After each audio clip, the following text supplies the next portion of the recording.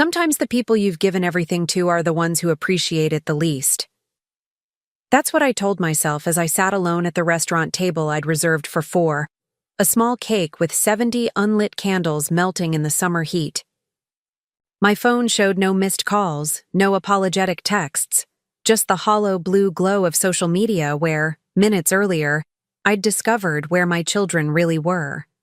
My son Mark and daughter Jenny weren't stuck in traffic or handling work emergencies. They were across town, dressed in their finest toasting champagne glasses with Victoria, the woman my late husband left me for 20 years ago. I'd spent 4 decades raising them, sacrificing everything, and on my milestone birthday, they chose her instead of me. Before we jump back in, tell us where you're tuning in from, and if this story touches you, make sure you're subscribed, because tomorrow I've saved something extra special for you. I didn't cry. Not then. I simply paid the bill, declined the waiter's pitying offer to box the untouched cake, and drove home to my empty house. What happened next changed everything. Not just for me, but for them too. You see, what my children didn't realize that evening was that I had been finalizing my will the very week before.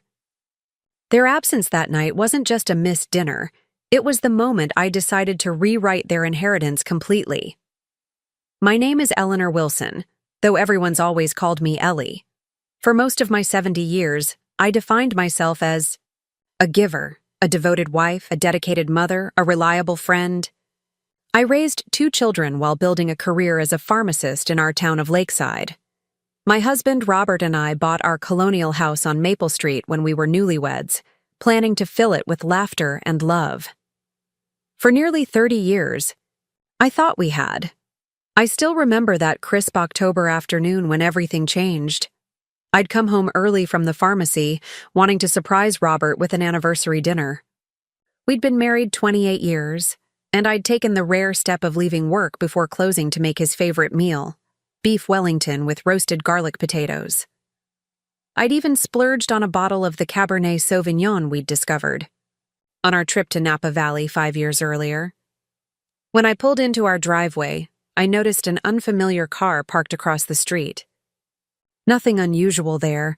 We lived in a friendly neighborhood where people often had visitors. But something felt off. The house was too quiet when I entered. None of the usual classical music Robert played while grading papers for his university classes. Then I heard it, hushed laughter from upstairs, a woman's voice. I've replayed that moment thousands of times in my mind. The creaking step on our staircase that always announced a visitor. The way Robert's office door was slightly ajar, the flash of blonde hair I glimpsed before I even pushed the door open. Victoria, his legal secretary, was perched on his desk, her blouse unbuttoned, Robert's hands where they had no business being. "Ellie," he said, his face draining of color. Not, "I can explain," or, "This isn't what it looks like." Just my name, as if identifying me was all he could manage. Victoria didn't even have the decency to look ashamed. She straightened her blouse unhurriedly, looking at me with something close to pity. I later discovered they'd been having an affair for over 2 years. She was 15 years younger than me, with the kind of polished beauty that requires considerable maintenance. "I think you should go," I told her, my voice surprisingly steady. "Actually," Robert interjected, "we need to talk, Ellie. Victoria isn't going anywhere." That's when he told me he wanted a divorce. Not after she'd left, not after we'd had time to discuss our nearly 3 decades of marriage in private, but right there, with her still in the room, as if I were the intruder in my own home.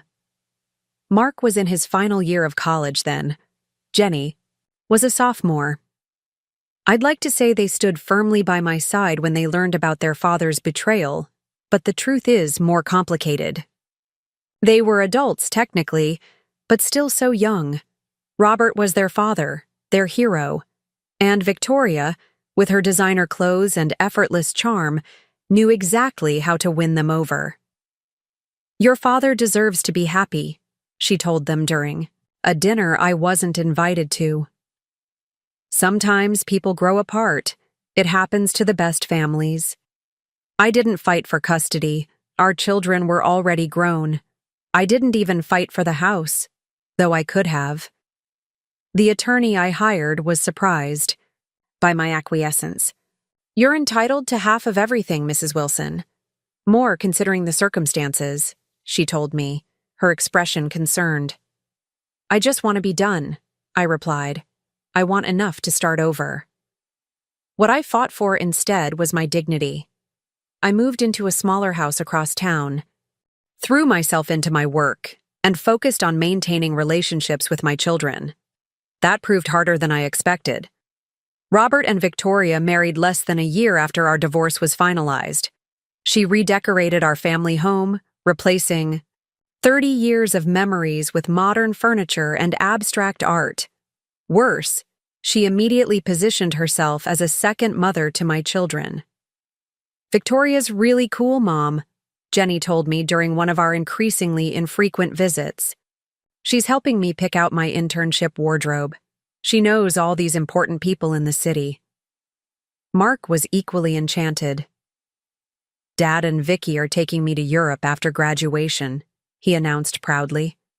The trip to Europe had been my idea originally, a reward for Mark completing his degree. But I could no longer afford such extravagance on my single income. I swallowed my hurt and smiled. "That sounds wonderful, sweetheart. Take lots of pictures for me." The years passed. Mark married Sophia, a quiet, thoughtful woman I immediately liked. Jenny found Daniel, a high school football coach with a booming laugh. Grandchildren followed, Olivia, then Lucas and Emma.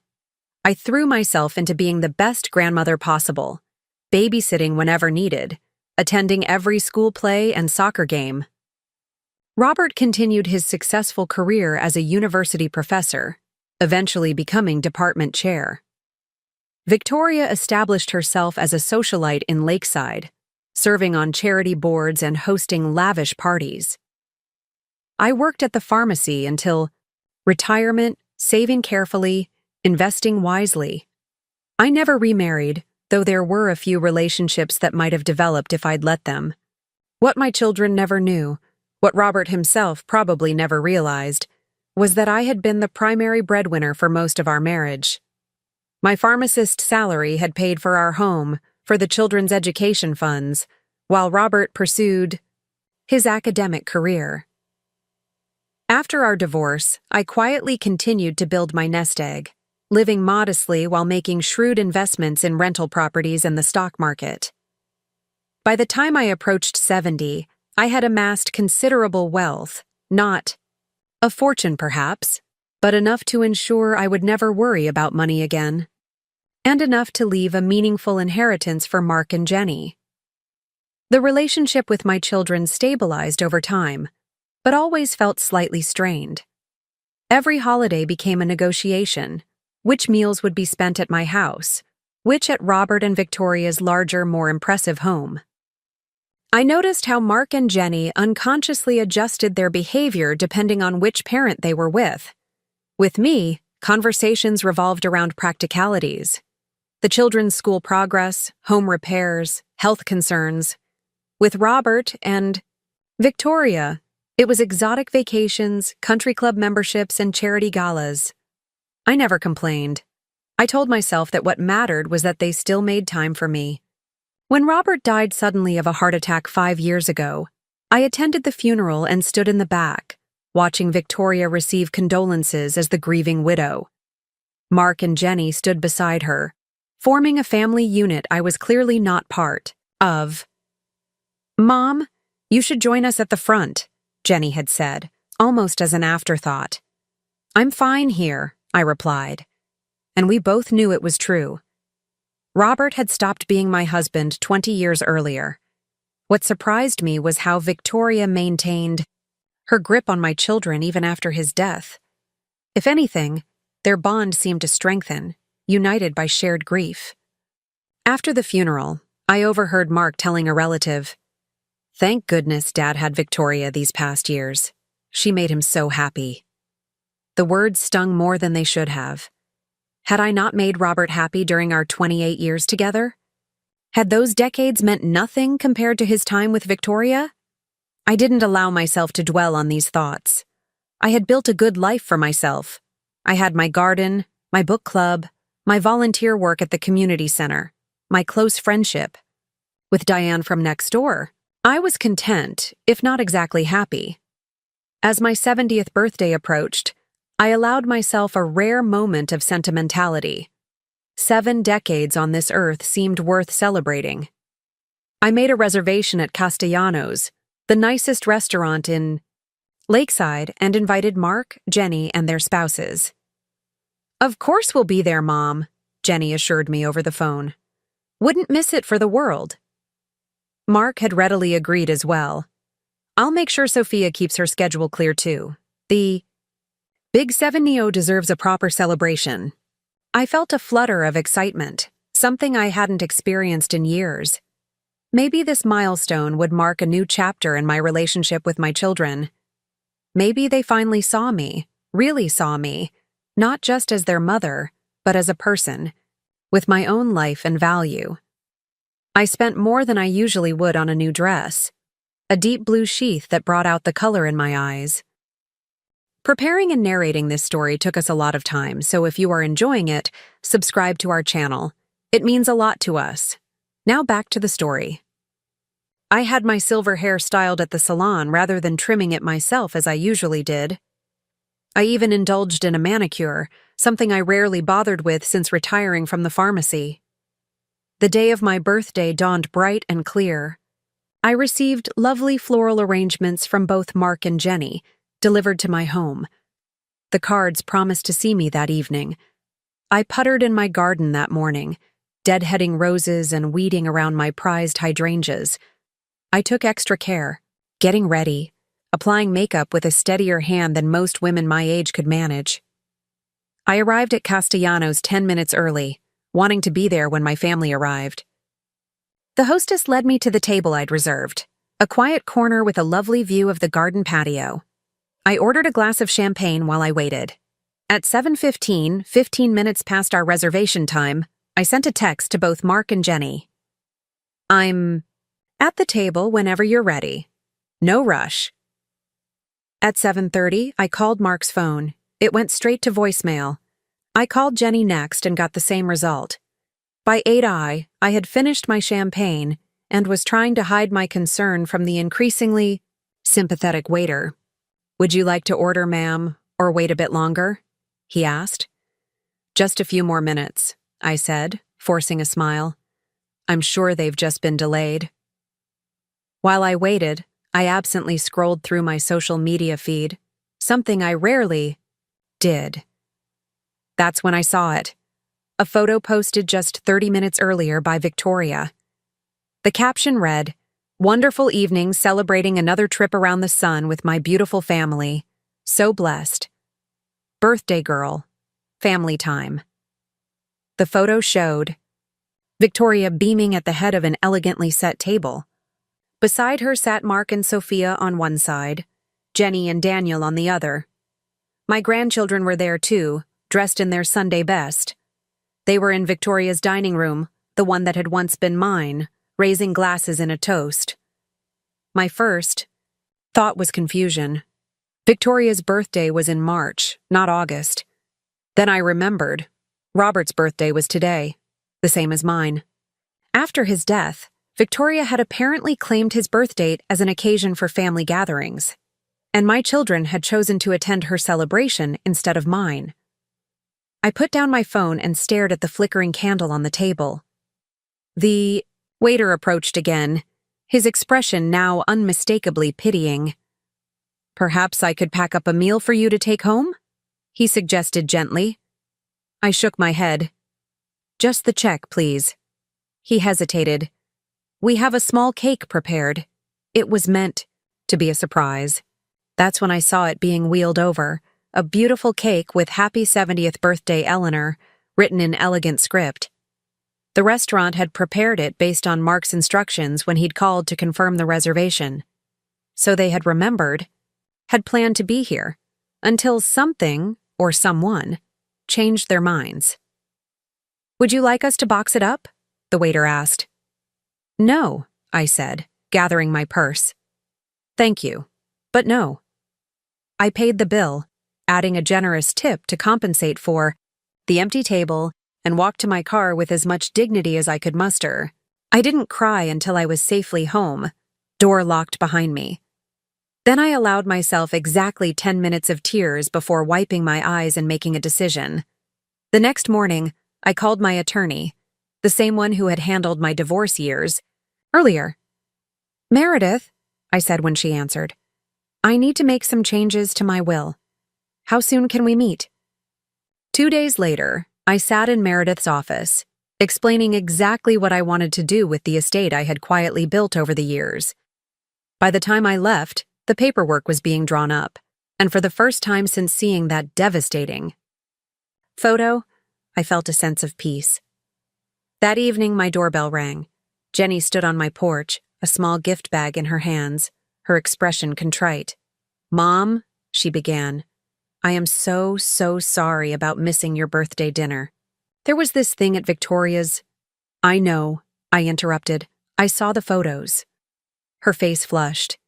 You did? Oh God, Mom, it wasn't planned that way. Victoria sprung it on us at the last minute. She was feeling really down about Dad's birthday coming up, and Mark thought, It's fine, Jenny, I said, not inviting her in. You made your choice. Don't be like that, she pleaded. We were going to reschedule with you. In fact, that's why I'm here. We want to take you to dinner this weekend. The whole family. Anywhere you want to go. I looked at my daughter. Really. Looked at her. She was beautiful, successful, a good mother to her children. But standing there on my porch, making excuses, she also seemed very small. I appreciate the thought, I said, but I've made other plans. What plans? She asked, sounding genuinely confused, as if she couldn't imagine what could possibly fill my calendar. I've decided to travel, I told her. Something I've always wanted to do but never made time for. My flight leaves on Sunday. Travel? Where? For how long? Her questions tumbled out, tinged with alarm. I'm not sure yet, I replied honestly. I'll start with the national parks out west. After that, maybe Europe. I've always wanted to see the Mediterranean. But what about the kids? Olivia has her dance recital next month, and Lucas is starting baseball. I'm sure they'll understand that their grandmother has her own life to live, I said, using the same words Victoria had once used to justify Robert's absence at Olivia's 5th birthday party. The gift bag in Jenny's hand dropped slightly. Is this because of the birthday dinner? Mom, we made a mistake, but you're being dramatic. This isn't like you. She was right. It wasn't like me, the old me who accommodated everyone else's needs before my own. But sitting alone at that restaurant table had changed something fundamental inside me. I saw with sudden clarity how I had allowed myself to become an afterthought in my children's lives, always available, always understanding, always putting their convenience before my dignity. I'm not being dramatic, Jenny. I'm being honest. For perhaps the first time in decades, I gently took the gift bag from her hand. Thank you for this. I'll open it later. Mom. Good night, Jennifer, I said, and closed the door. Inside the bag was a scarf. Lovely but impersonal, the kind of gift you might give a distant aunt. There was a card signed by Mark, Jenny, and their families, obviously purchased and written in haste. The message was generic. Happy birthday to a wonderful mother and grandmother. Love always. I placed the scarf and card on my coffee table and sat down to finish planning the first trip of my new life. Yellowstone National Park was first on my list. I'd booked a guided tour for seniors that promised moderate hiking and comfortable accommodations. After that, the Grand Canyon, then possibly Yosemite. Places I'd always dreamed of seeing but had postponed while raising children, supporting Robert's career, and later, trying to maintain my tenuous connection to my grandchildren. As I researched hotels and tours, I felt lighter than I had in years. The inheritance I'd planned to leave Mark and Jenny would now fund a different legacy. Not one measured in dollars and cents, but in experiences, in living fully for whatever time I had left. My phone buzzed repeatedly that evening. Texts from Mark, from Jenny, even from their spouses. I turned it off and went to bed early. Tomorrow would be soon enough to deal with their confusion and displeasure. Tomorrow, and all the days that followed, would be lived on my terms. At 70, I was finally putting myself first. And it felt like freedom. I woke early the next morning, my decision still firm in my mind. The house felt different somehow, lighter, as if the walls themselves approved of my choice. I made coffee and carried it out to my garden, watching the morning light filter through the maple trees I'd planted when I first moved here. The roses needed deadheading again.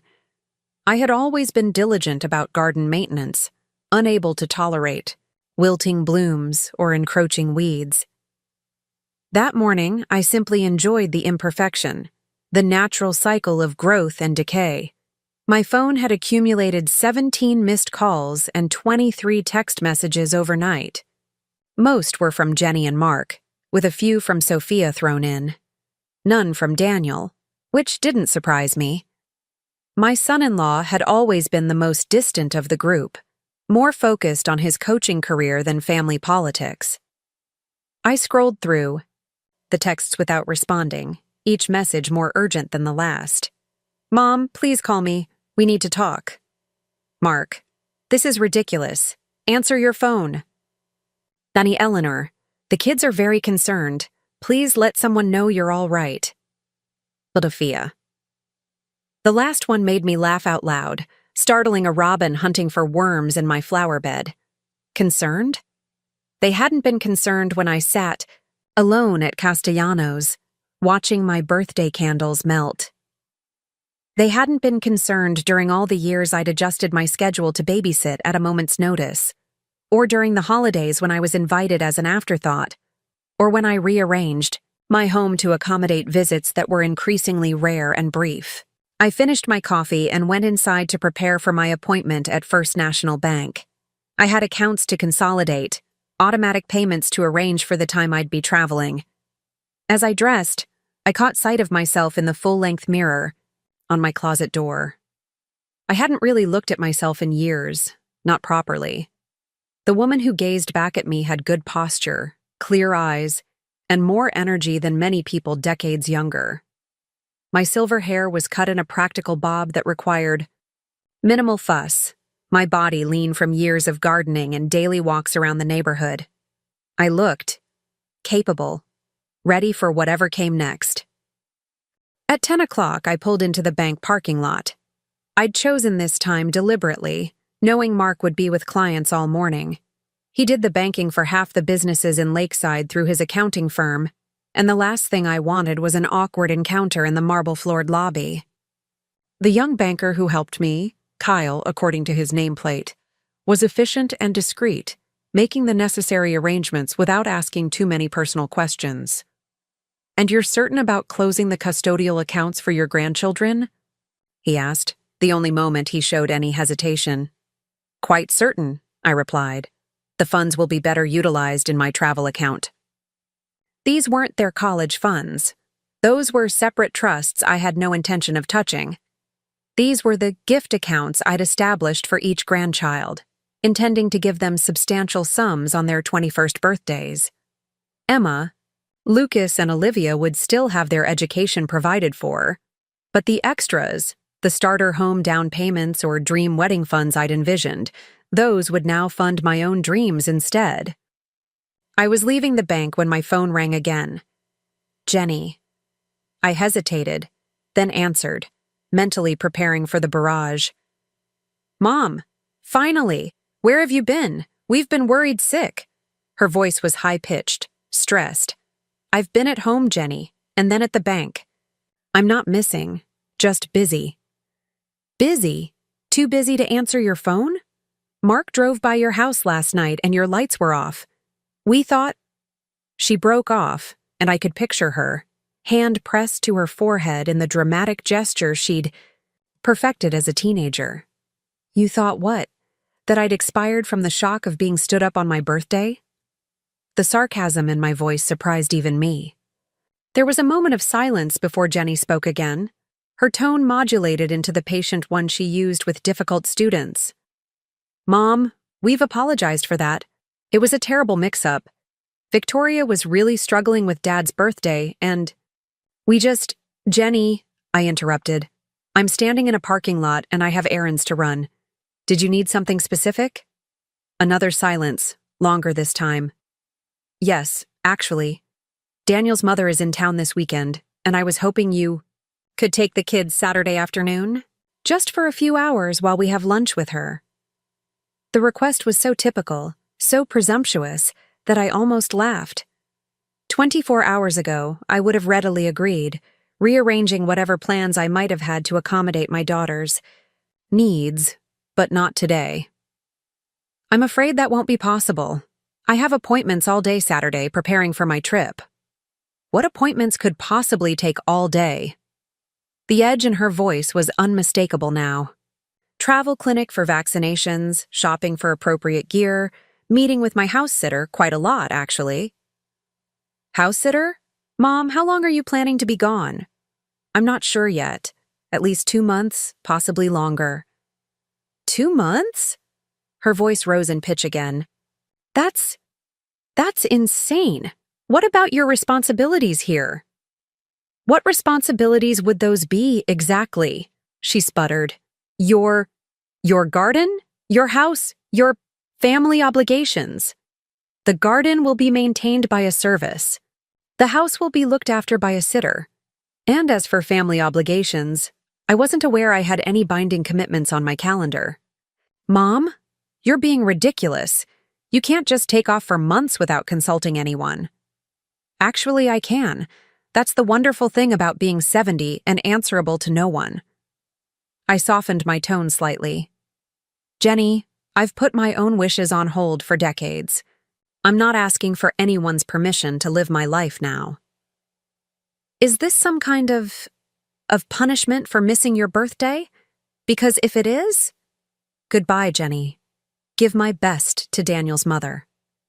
I ended the call and slipped my phone into my purse, ignoring when it immediately started ringing again. The next few days passed in a whirlwind of activity. I visited my doctor for a checkup and necessary travel vaccinations. I bought hiking boots, moisture-wicking clothes, a new digital camera, and a lightweight suitcase with smooth rolling wheels. I notified my neighbors, arranged for my mail to be forwarded, and finalized details with a reliable house sitter, a retired teacher who needed a place to stay while her own home underwent renovations. Mark showed up unannounced on Friday evening. Just as I was finishing dinner, I saw his car pull into my driveway through the kitchen window and sighed, preparing myself for the confrontation I'd been avoiding. Mom, he said when I opened the door, not waiting for an invitation before stepping inside. We need to talk. Mark had always been the more diplomatic of my children, the peacemaker. He had Robert's height and my dark eyes, with a seriousness that had been present even in childhood. He was dressed in business attire, clearly having come straight from work, his tie loosened slightly at the neck. Would you like some tea? I offered, leading him into the living room. No, I don't want tea. I want an explanation. He noticed the open suitcase in the corner, half packed with my new outdoor clothing. So it's true. You're really going through with this sudden vacation. It's not sudden to me, I replied, sitting down in my favorite armchair. I've wanted to see the national park since before you were born. He paced in front of me, hands in his pockets. And it has to be right now? For months at a time? Mom, this isn't like you. You've always been stable, reliable. Perhaps too reliable, I said quietly. He stopped pacing and looked at me, directly. What's that supposed to mean? It means I've spent my entire adult life being what everyone else needed me to be. Your father's supportive wife, your and Jenny's devoted mother, your children's available grandmother. When was the last time anyone asked what I needed, what I wanted? Mark had the grace to look uncomfortable. Of course we care about what you want, but this, he gestured at the suitcase, this is extreme. Jenny says you refuse to watch. The kids this weekend. You've never refused before. I have plans. Plans that can't be changed for your own grandchildren? His tone was incredulous. Yes, Mark. Plans that are important to me. Just as Victoria's birthday celebration was apparently too important to miss, even though it meant standing me up on my 70th birthday. He flushed. That was unfortunate. A miscommunication. Victoria was having a really hard time. Oh, spare me, I said, my patience finally snapping. I'm tired of hearing about Victoria's feelings. I've spent 20 years hearing about Victoria's feelings. What about mine? Did either of you consider how I might feel, sitting alone in that restaurant while the staff pitied me? Mark looked, genuinely surprised. You never talk like this. No, I don't. I've spent a lifetime swallowing my feelings to keep the peace. Not anymore. He sat down on the sofa, studying me as if seeing me for the first time. So this trip is about… what? Punishing us? Making a point? This trip is about me, Mark. Not everything is about you or Jenny or Victoria. Sometimes it's just about… me. And what about Olivia? And Lucas and Emma? They'll miss you. It was the first argument that gave me pause. I adored my grandchildren, even though I sometimes felt they took my presence for granted. They were innocents in this family, drama, not responsible for their parents' choices. I've already arranged to video chat with them regularly, and I'll be sending postcards from every stop, I said. Besides, I'll be back before the school year ends. Mark sighed, running a hand through his hair, a gesture so like his father's that it made my heart ache momentarily. I just don't understand why now. Why so suddenly? I considered deflecting again, but decided on honesty instead. Because sitting in that restaurant alone on my birthday made me realize something. I'm not guaranteed tomorrow, Mark. None of us are. Your father died at 68, thinking he had decades left. I'm 70 now, healthy and able-bodied, with the resources to see places I've always dreamed of seeing. Why wouldn't I go now? He had no answer for that. We sat in silence for a moment before he spoke again, his voice softer. Jenny and I talked about throwing you a make-up birthday dinner. We could do it tomorrow night before you leave. That's kind, but no thank you. My birthday has passed. I stood up, signaling the end of our conversation. I need to finish. Packing now. My flight leaves early Sunday morning. Mark rose reluctantly. At least let me drive you to the airport. Diane from next door is taking me. Mom. Goodbye, Mark. I'll send you my itinerary once I'm settled in Yellowstone. After he left, I sat back down, suddenly exhausted. Conflict had never been my strong suit. I'd spent decades smoothing rough edges, finding compromises, keeping the peace. Standing my ground was unfamiliar territory, but also oddly exhilarating. I finished packing that night, leaving out only what I'd need for the final day before departure. As promised, I emailed my complete itinerary to both, Mark and Jenny, along with the contact information for my house sitter. I might be asserting my independence, but I wasn't being reckless. Saturday passed in a flurry of last-minute preparations. Jenny called twice more, each conversation shorter and tenser than the last. By evening, an uneasy truce had been established. They didn't approve of my plans, but had realized they couldn't change them. Diane picked me up at 5:30 Sunday morning, her compact car already running in my driveway. She was a widow like me, though her husband had died of cancer rather than leaving her for someone else. We had bonded over garden tips and gradually became close friends, sharing coffee on our adjoining patios and occasionally taking day trips to coastal towns or garden shows.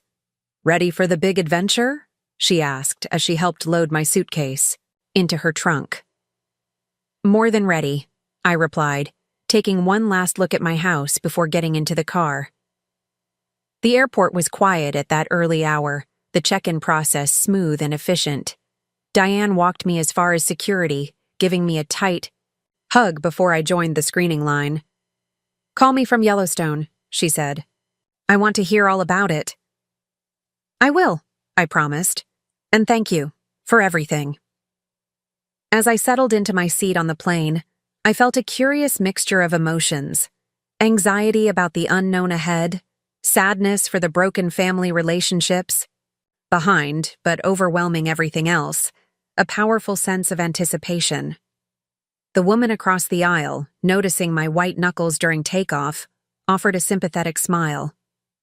"First flight?" she asked. "First flight in a very long time," I acknowledged, "and the first of many, I hope." Yellowstone exceeded every expectation, the vastness of it, the primal beauty, the sense of insignificance it instilled when standing before geological wonders millions of years in the making. It was humbling and exhilarating all at once. I joined a tour group of similar-aged travelers, many of them also embarking on delayed dreams. There was Margaret from Florida, finally seeing the country after caring for her husband through a decade of Alzheimer's. There was Howard from Maine, a retired school principal whose wife had declared she was too old for camping and sent him off with her blessing. There was Beatrice from Oregon, traveling solo at 75 after discovering her husband's longtime affair. We formed quick bonds, the kind that develop when people share intense experiences in compressed time frames. I found myself laughing, more than I had in years, staying up late around campfires, sharing stories and marshmallows like college students on break. I took photographs of everything: geysers erupting, buffalo grazing, sunrise over mountain ranges, and dutifully sent postcards to my grandchildren with specific details I thought would interest each of them. As promised, I video chatted with Olivia, Lucas, and Emma once a week. Their initial sullenness at my absence gradually gave way to curiosity about my adventures. Olivia, at 17, was the most understanding. "It's pretty cool that you're doing this, Grandma," she said during our third call. "Most of my friends' grandparents just sit around watching TV all day." "Well, I've done my share of that too," I admitted. "But there's a whole world out there I haven't seen yet." "Will you go to Paris? That's where I want to go someday." "It's on my list," I told her. "Maybe when you're in college, you could meet me there for a visit." Her face brightened at the idea. "That would be amazing." Lucas and Emma, at 14 and 12, were less interested in my travelogue and more concerned with showing me their latest achievements: Lucas's soccer trophy, Emma's art project. I listened attentively, offered praise, and felt the familiar tug of grandmotherly love. I missed them, certainly, but not enough to abandon my journey and return to my old role. Mark and Jenny were less enthusiastic about our calls. They appeared briefly at the beginning or end of the children's conversations, their comments polite but strained. Neither mentioned my birthday again, nor did they ask when I planned to return. Pride, I suspected, prevented them from showing too much interest in my new life. From Yellowstone, I moved on to the Grand Canyon, then Zion National Park, then Bryce Canyon. Each location offered its own wonders, its own challenges. I discovered muscles I didn't know I had, developed calluses on my hands from gripping walking sticks, learned to layer clothing for rapidly changing weather conditions. I met new people at each stop, exchanged email addresses with some, said goodbye to others knowing we'd never meet again. Throughout my journey, I maintained my weekly video calls with my grandchildren, but I noticed a gradual change in their demeanor. They seemed less enthusiastic, more distracted. Olivia, who had been the most supportive, now barely looked at the camera during our conversations, her responses monosyllabic. I attributed it to teenage mood swings until our 6th week of calls, when I finally asked directly, "Is everything all right, Olivia? You seem distant lately." She glanced off camera as if checking whether someone was listening before answering. "It's just, things are weird here, Grandma." "Weird how?" She hesitated again. "Dad and Mom are fighting a lot. About money, I think. I heard Dad yelling about the mortgage last night. That surprised me. Mark and Sophia had always seemed financially stable. He had a successful accounting practice, and she worked as a physical therapist at the local hospital. Their home was comfortable, but not extravagant. "I'm sure they'll work it out," I said, not wanting to pry further with a teenager. "Maybe," she said, unconvinced. "And Aunt Jenny and Uncle Daniel are arguing too. Emma says they're talking about selling their house." This was even more surprising. Jenny and Daniel had built their home 10 years ago, a spacious place on a large lot, near the high school where they both worked. The thought of them selling it seemed drastic. "Have you asked your parents about it?" Olivia shrugged. "They don't tell us anything. Just keep saying everything's fine, but it's obviously not." She finally met my eyes through the screen. "When are you coming home, Grandma?" The plaintive question tugged at my heart. "I'm in California now, heading up the coast.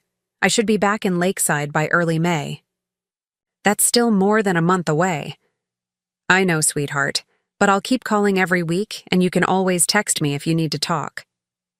After we hung up, I sat on my hotel bed, troubled by what Olivia had shared. Financial problems severe, enough to cause marital arguments and potential home sales.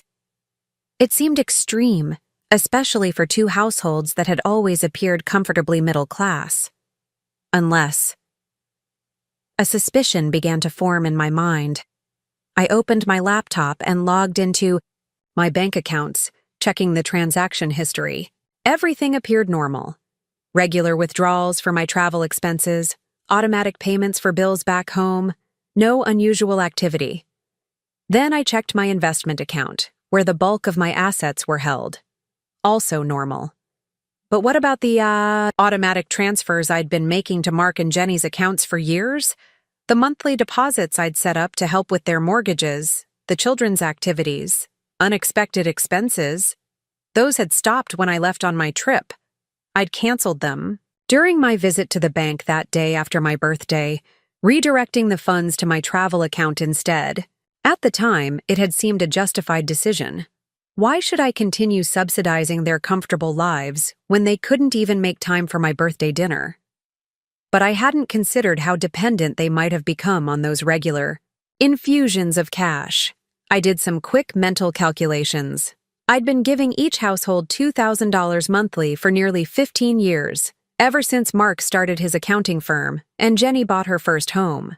That was $24,000 per year per family, or $360,000 per family over 15 years.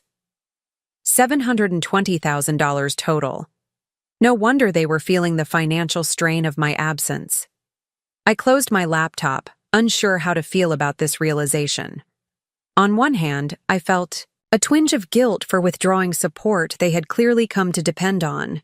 On the other hand, I felt a surge of resentment that my adult children, both with good careers, both in two-income households, had allowed themselves to become so dependent on my handouts that they couldn't manage without them.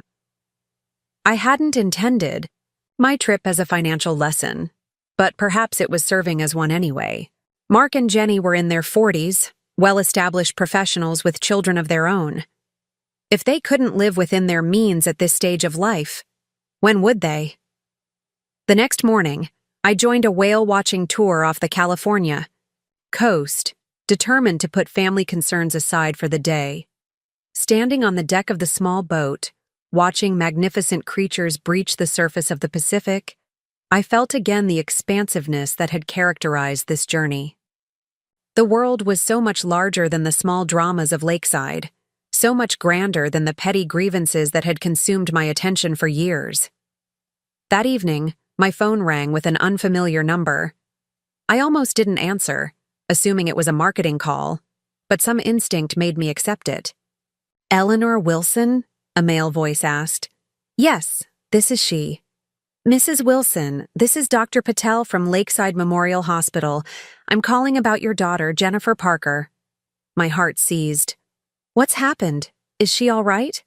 "She's stable now," he assured me quickly. "But she was admitted this afternoon with symptoms of extreme anxiety and hypertension. Her blood pressure was dangerously elevated, and she experienced what we believe was a panic attack." "A panic attack? Jenny?" My daughter had always been the picture of composed efficiency, managing classroom full of teenagers, a household, and community responsibilities with apparent ease. "These conditions can affect anyone, Mrs. Wilson, especially during times of significant stress. Your daughter mentioned financial pressures and family concerns." I closed my eyes, guilt washing over me. Had my actions contributed to Jenny's condition? "I understand you're currently traveling," Dr. Patel continued. "Jennifer is not in any immediate danger, but she did ask if we could contact you. Would you like to speak with her?" "Yes, please, if she's able to talk." There was a rustling sound as the phone changed hands, then Jenny's voice, smaller and more vulnerable than I'd ever heard it. "Mom?" "Jenny, sweetheart, are you all right? What happened?" She began to cry, soft, hiccuping sobs that broke my heart. "Everything's falling apart, Mom. The bank called about the mortgage. We're 3 months behind. Daniel's job is at risk, with the school district budget cuts. Emma needs braces, and the insurance won't cover most of it." And then Victoria called. She trailed off, catching her breath. "What about Victoria?" I prompted gently. "She's selling the house. Dad's house. Our childhood home. She says she's moving to Arizona to be near her sister.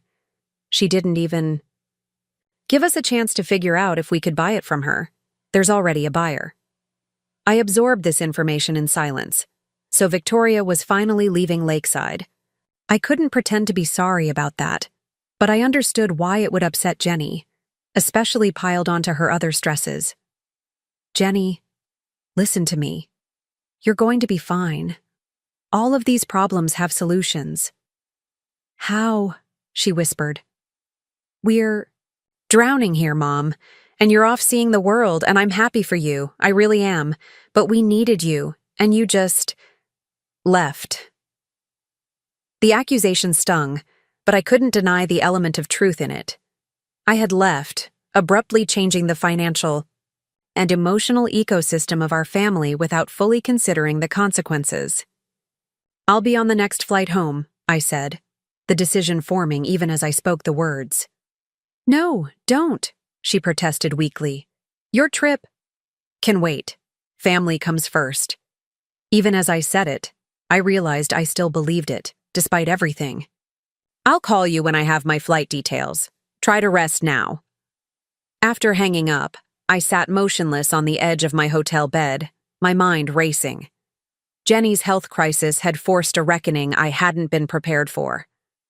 6 weeks of travel had given me perspective and confidence, but it had also allowed me to avoid confronting the full impact of my decisions on those I loved. I booked a flight to Lakeside for the following afternoon, then began the process of canceling the remainder of my planned itinerary. As I packed my suitcase that night, I felt a complicated mix of emotions: concern for Jenny, resignation at cutting my journey short, but also a quiet determination.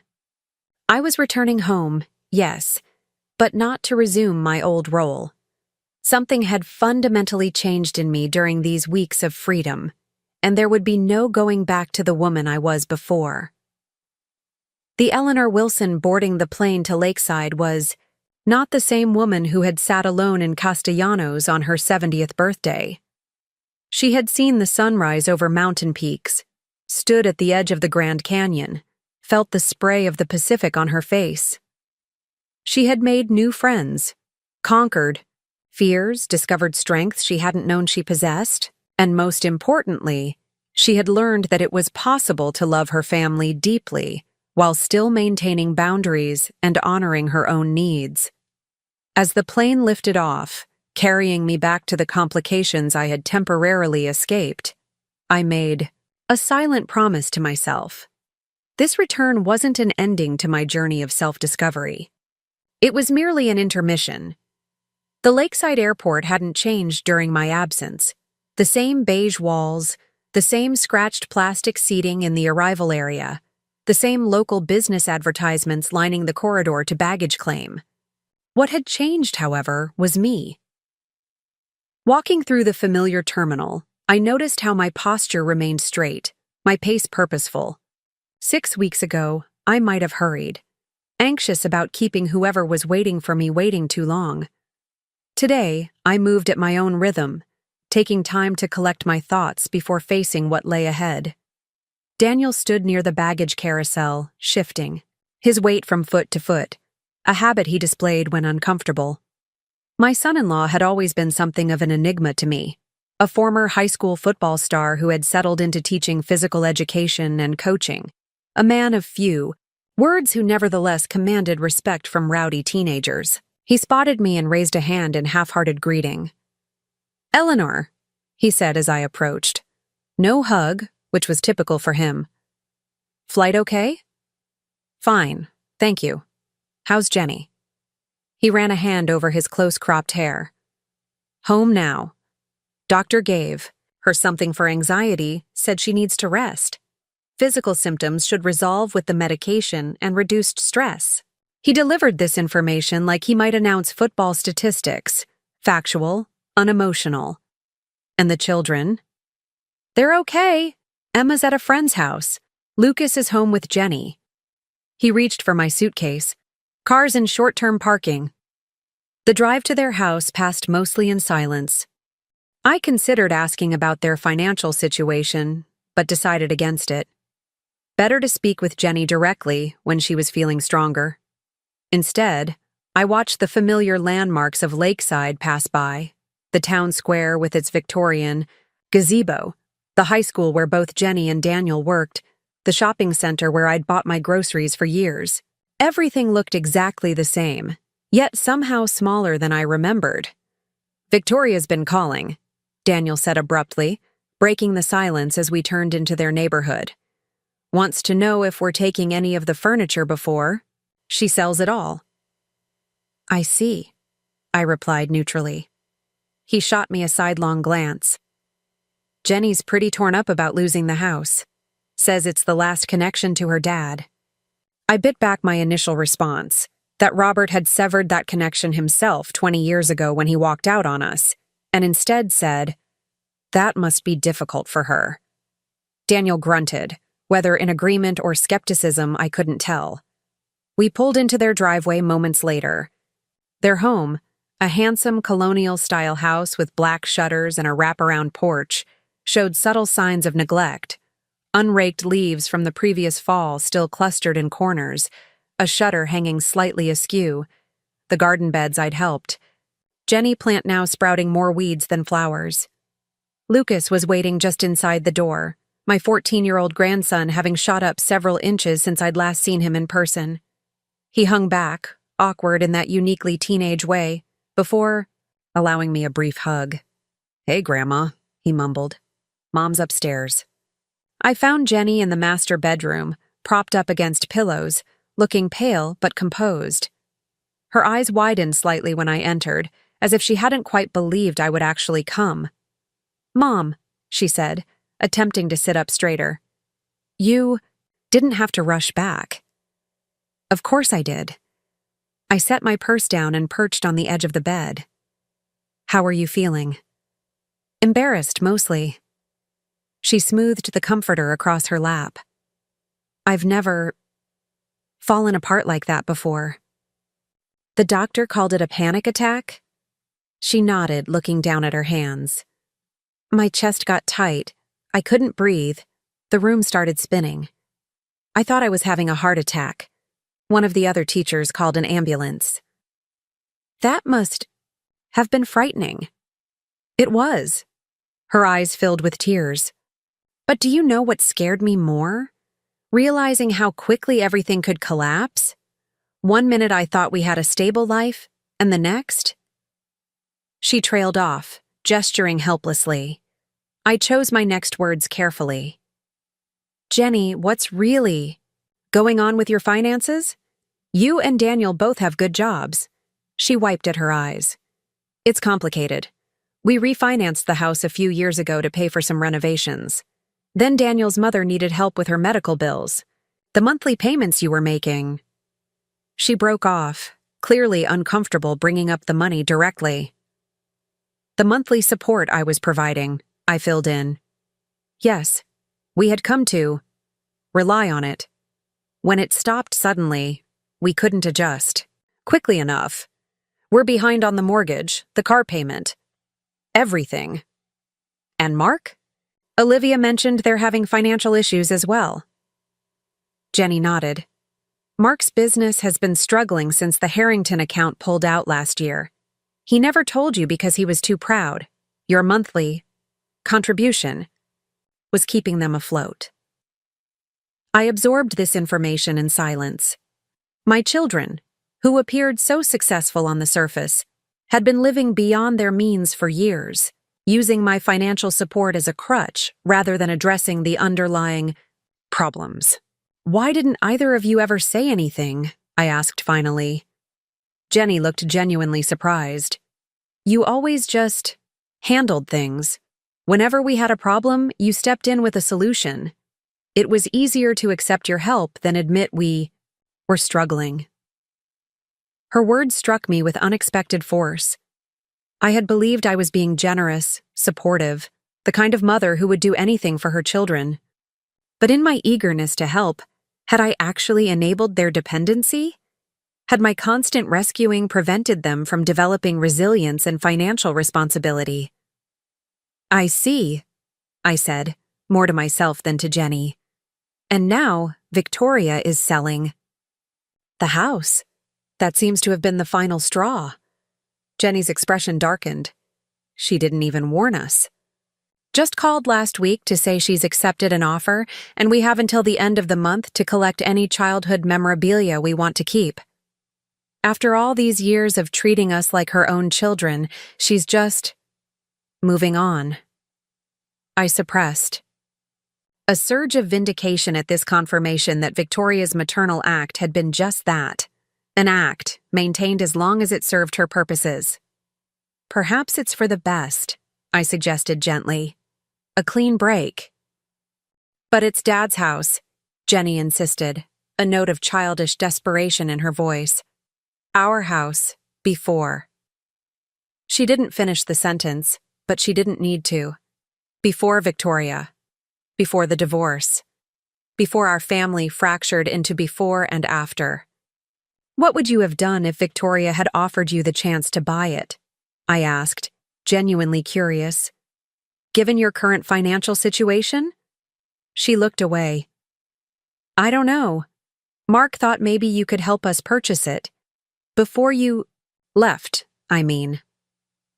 So that had been their plan, to ask me to buy Robert and Victoria's house for them, the very home he had shared with the woman he left me for.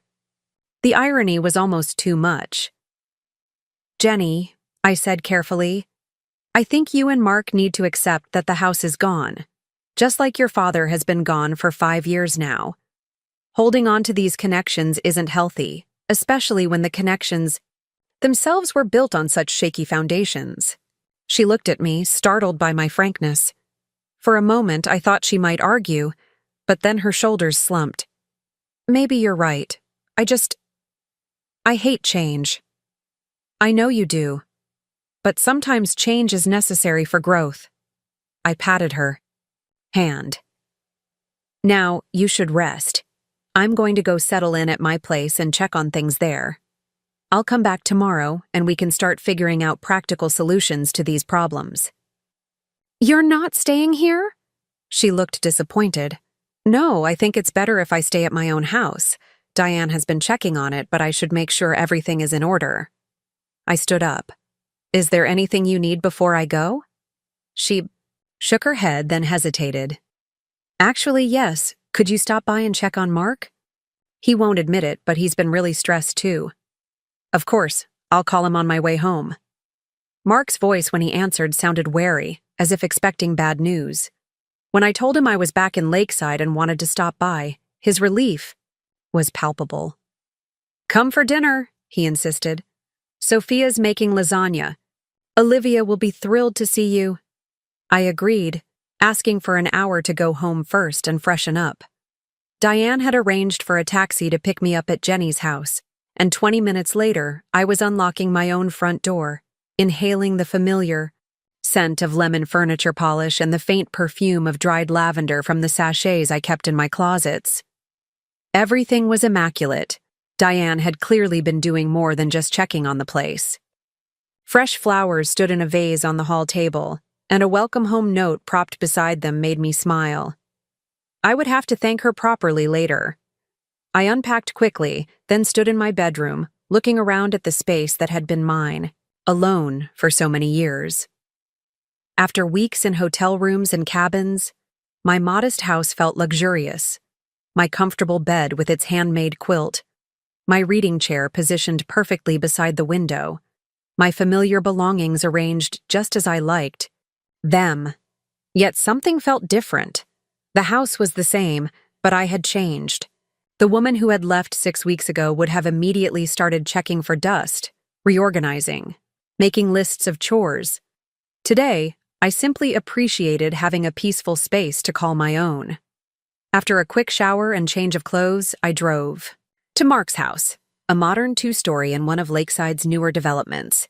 Sophia answered the door, wiping her hands on an apron, her smile warm but tinged with anxiety.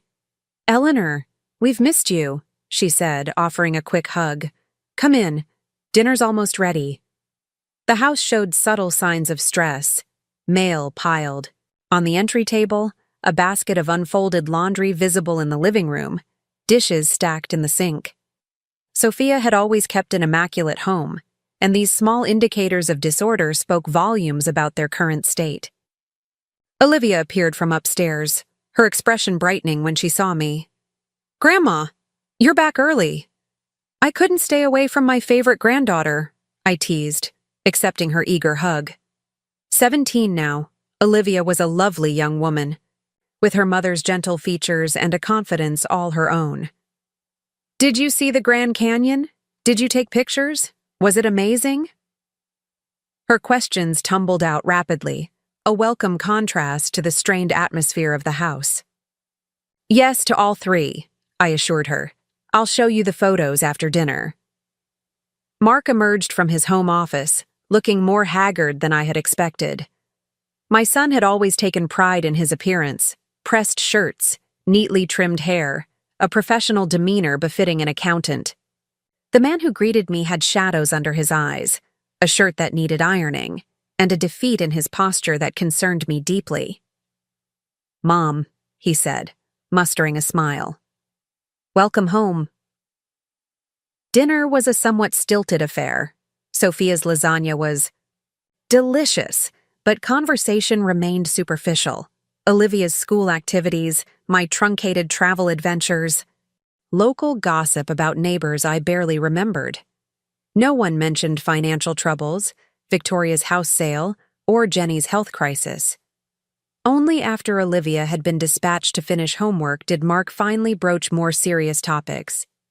"So," he said, swirling the remains of his wine in his glass, "Jenny told you about our situation?"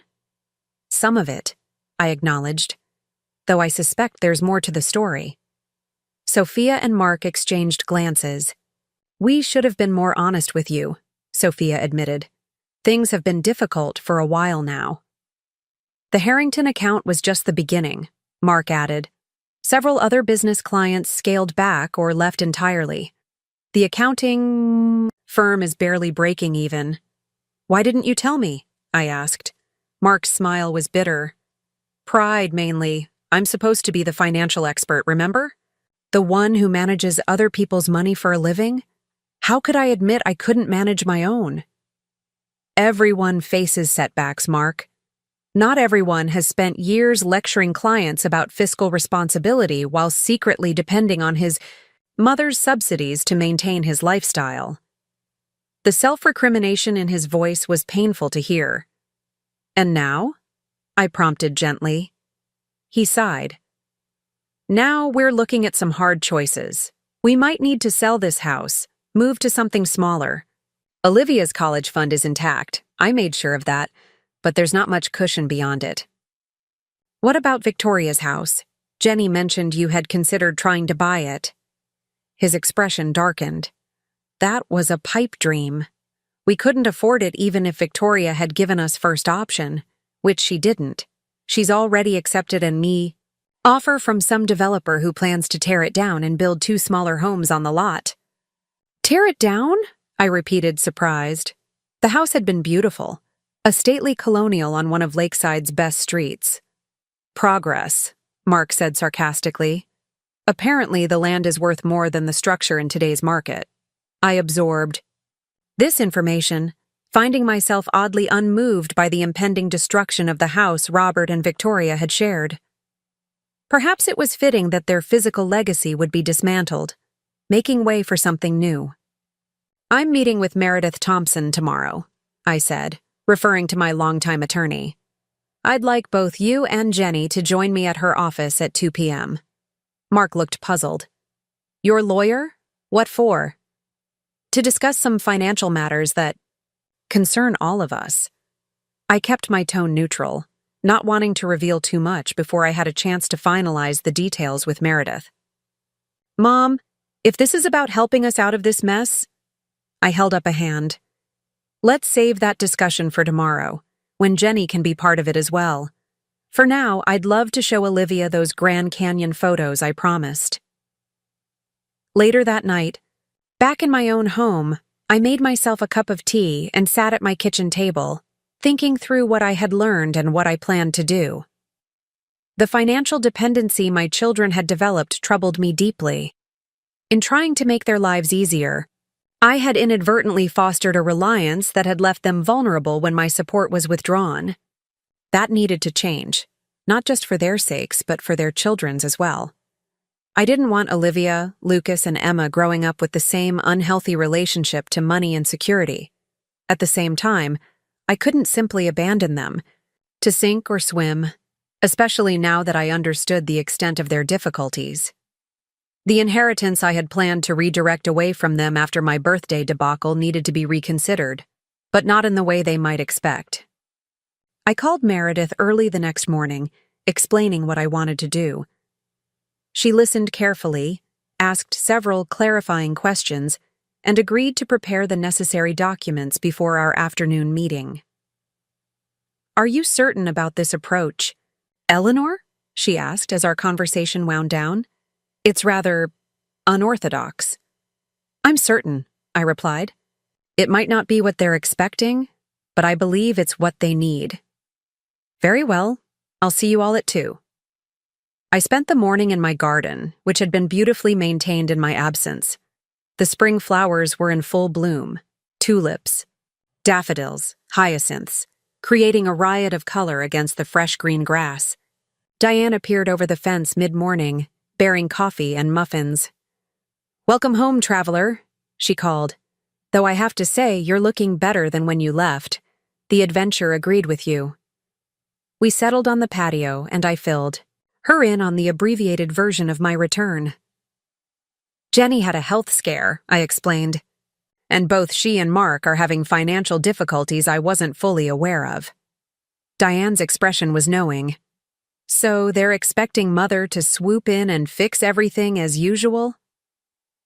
"That appears to be the hope," I acknowledged. "But I have something different in mind." "Good for you," she said firmly. "About time they stood on their own feet." "It's not quite that simple," I admitted. "I bear some responsibility for the situation. I've been enabling their financial dependence for years." "Out of love," Diane pointed out, "and they've been taking advantage of that love, whether they realized it or not." I couldn't argue with her assessment. "Well, things are going to change. I'm meeting with them and my attorney this afternoon." Her eyebrows rose. "Sounds serious." "It is. I'm restructuring my estate plan. They won't be receiving their inheritance. the way they expected. "I bet that will go over well," she said dryly. "Probably not, but it's necessary." At 1:45, I parked outside Meredith Thompson's downtown office. The law firm occupied the entire second floor of one of Lakeside's few professional buildings, its reception area tastefully decorated with local artwork and comfortable leather seating. Meredith had represented me during my divorce from Robert, and had handled all my legal matters since, including my will and estate planning. Mark arrived moments after I did, his expression guarded.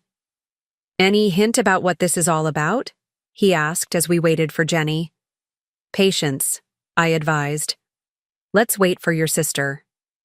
Jenny appeared 5 minutes later, looking better than she had the day before, but still fragile.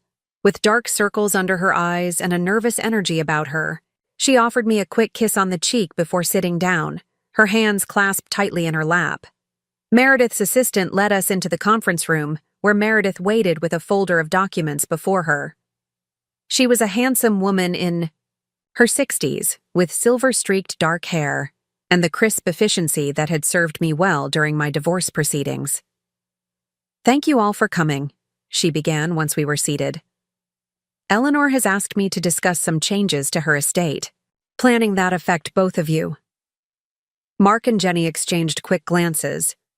I could practically see the calculations happening behind their eyes, hopes rising that I was about to announce financial rescue, anxiety that I might be further restricting their anticipated inheritance.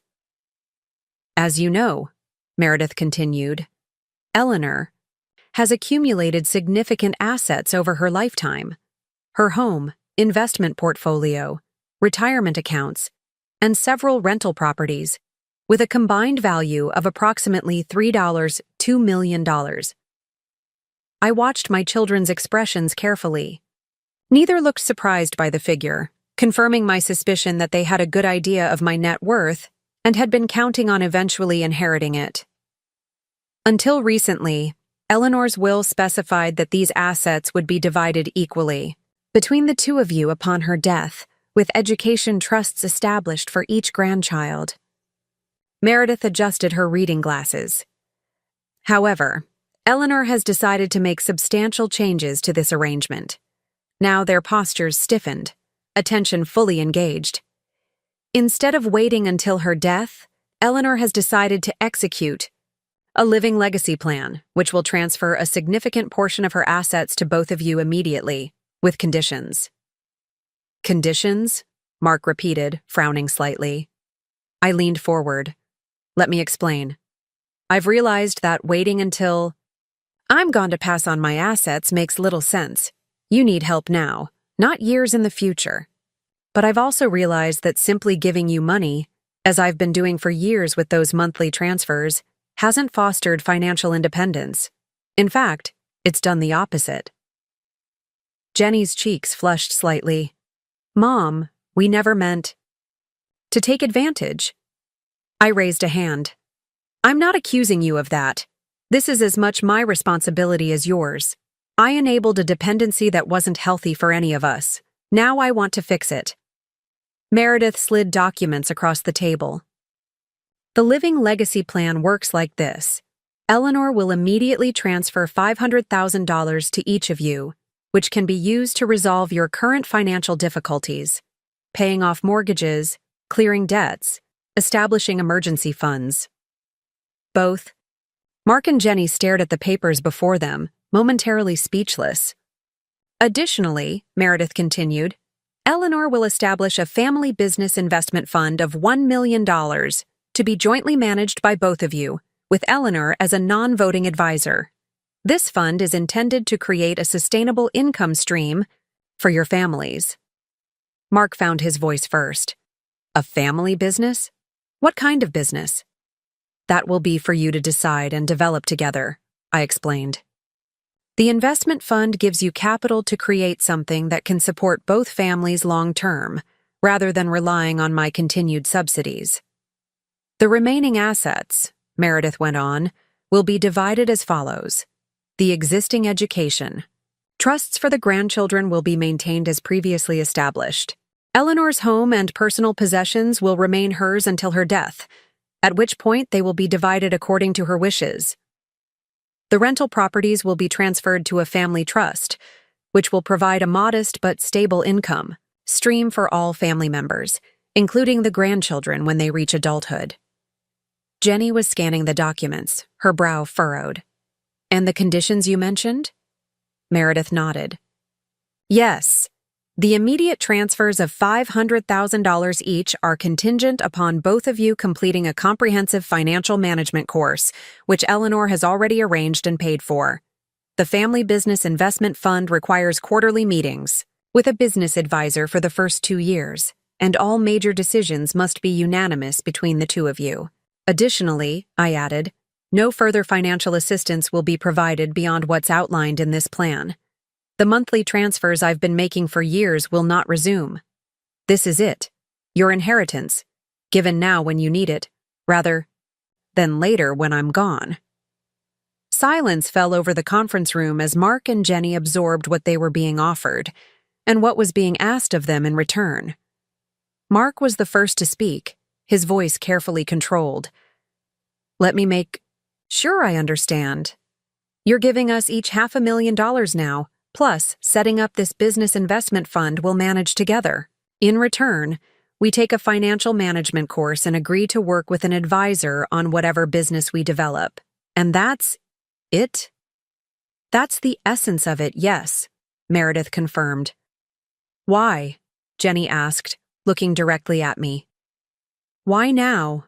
And why this way? I met her gaze steadily. Because I love you both too much to keep enabling patterns that aren't serving you. And because I'd rather see you use your inheritance while I'm alive to enjoy watching what you do with it. But the stipulations, Mark began, are non-negotiable, I finished firmly. The financial course isn't punishment, it's a tool. And requiring you to work together on the investment fund isn't about controlling you. It's about strengthening your relationship with each other. After I'm gone, you'll need each other more than ever. Jenny's eyes filled with tears. I don't know what to say. You don't have to say anything now, Meredith interjected. Take the documents home, review them carefully, discuss them with your spouses. Eleanor has set a deadline of 2 weeks for your decision. And if we don't agree to the conditions? Mark asked, ever the pragmatist. I kept my voice gentle but firm. Then the original will remain in effect. You'll receive your inheritance after I'm gone, with no conditions, but also no immediate assistance with your current financial situations. They exchanged glances again, a silent communication passing between them. Then Mark nodded slowly. We'll think about it, he said, gathering the documents and placing them carefully in his briefcase. As we prepared to leave, Jenny touched my arm. Does this mean you're staying in Lakeside? No more traveling? I smiled. I'm staying for now, to help with this transition. But my traveling days aren't over, Jenny. They've only just begun. Her answering smile was small, but genuine. I think I'm starting to understand that. Outside on the sidewalk, Mark hesitated before we parted ways. This isn't what I expected when you called this meeting, he admitted. I know. It's actually better. More than we deserve, probably. It's exactly what you deserve, I corrected him. A chance to build something meaningful with my help, but ultimately through your own efforts. He nodded thoughtfully. Thank you, Mom, for everything. He leaned down and kissed my cheek, an uncharacteristic display of affection that warmed my heart. As I drove home, I felt a curious lightness.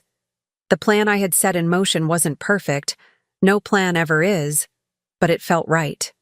I was offering my children a hand up rather than a handout, a chance to learn from past mistakes while securing their futures. More importantly, I was breaking the cycle of financial dependence that had weakened our family bonds rather than strengthening them. That evening, as I worked in my garden by the golden light of sunset, planting new seedlings alongside the established perennials. I thought about growth and change, about roots and new blooms. My children had difficult choices ahead, challenges to face, lessons to learn. But for the first time in years, I was hopeful about our family's future. Not because I was taking control, but because I was finally letting go. The 2 weeks I had given Mark and Jenny to consider my proposal passed more quickly than any of us anticipated. Spring was fully asserting itself in Lakeside, magnolia trees bursting into magnificent pink and white blooms, daffodils nodding, their bright heads along garden borders, the lake itself shimmering under increasingly warm sunshine. I spent my mornings in my garden and my afternoons catching up with friends I hadn't seen during my travels. Diane and I resumed our tradition of Saturday morning coffee on my patio, and I joined my book club for their monthly meeting, where I was treated like a minor celebrity for having actually visited some of the places described in our current novel.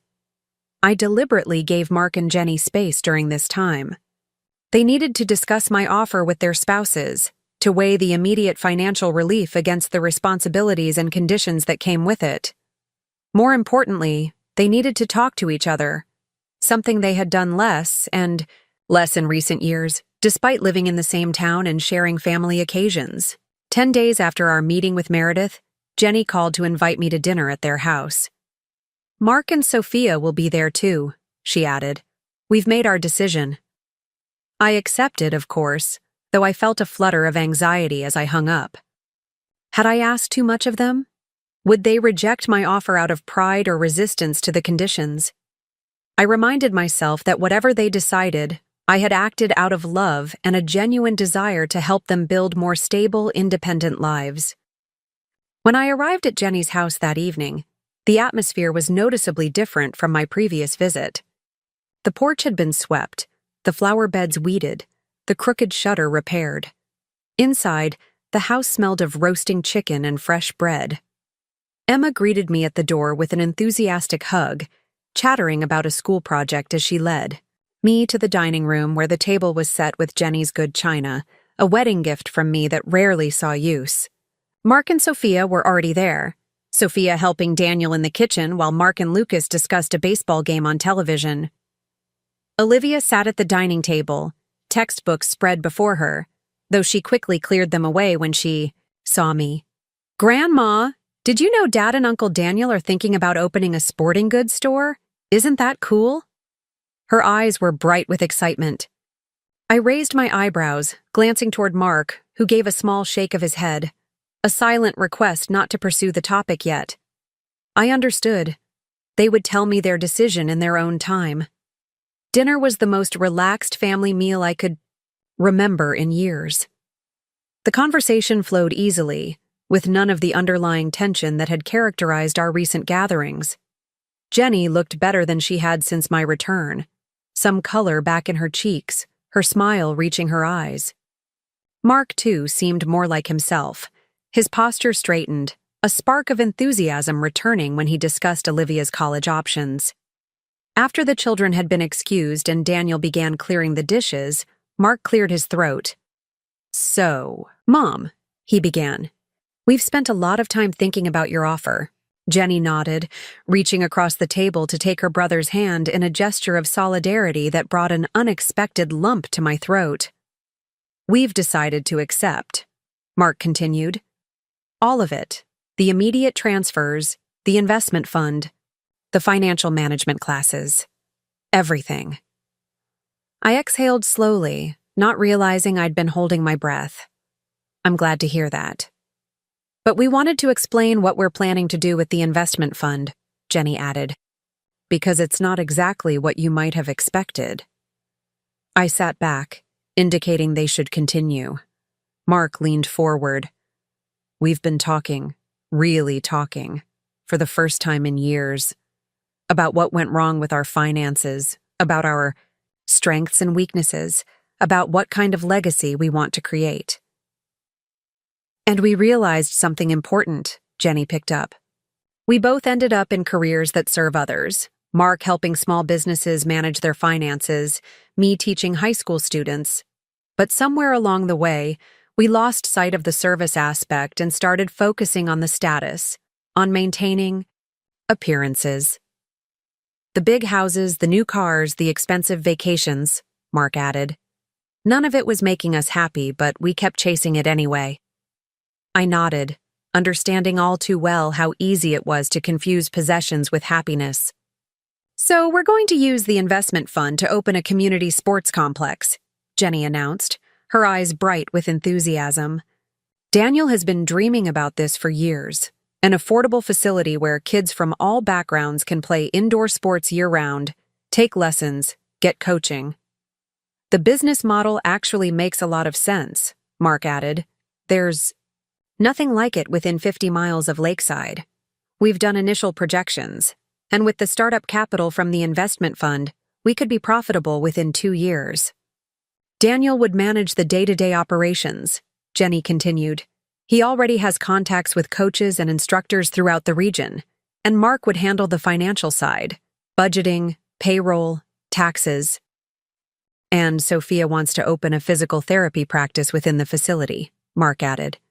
She's been wanting to leave the hospital and work independently for years, but we could never afford the startup costs.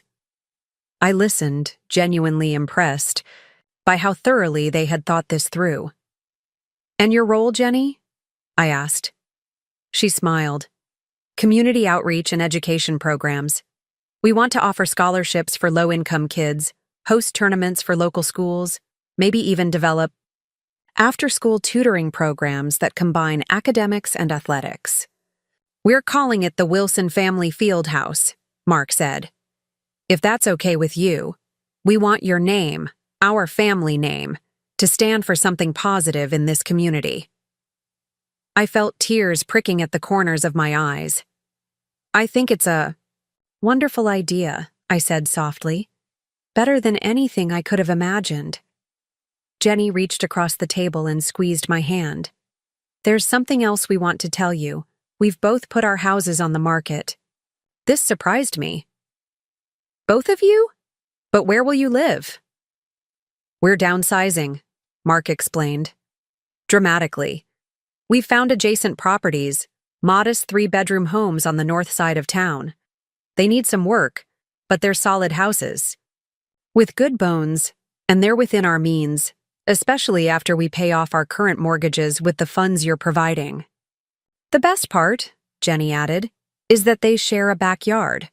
We're going to take down the fence between them and create one big family space where all the kids can play together while still giving each family their privacy. I was momentarily speechless. When I had proposed the Living Legacy plan, I had hoped it would help my children achieve financial stability. I hadn't dared hope it might also bring them closer together, both literally and figuratively. That sounds wonderful, I finally managed, my voice thick with emotion. We've already signed up for the financial management course, Mark said. First session is next week. And we've started meeting with a business advisor to refine our plan for the sports complex, Jenny added. He thinks we could break ground by fall if all goes well with permits and zoning. I looked at my children, really looked at them, and saw something I hadn't seen in a very long time: purpose, determination, and genuine excitement about their future. The financial crisis that had seemed so devastating just weeks ago had become a catalyst for positive change. I'm proud of you both, I said simply. So very proud. Later that night, as Daniel walked me to my car, he hung back slightly, wanting a private word.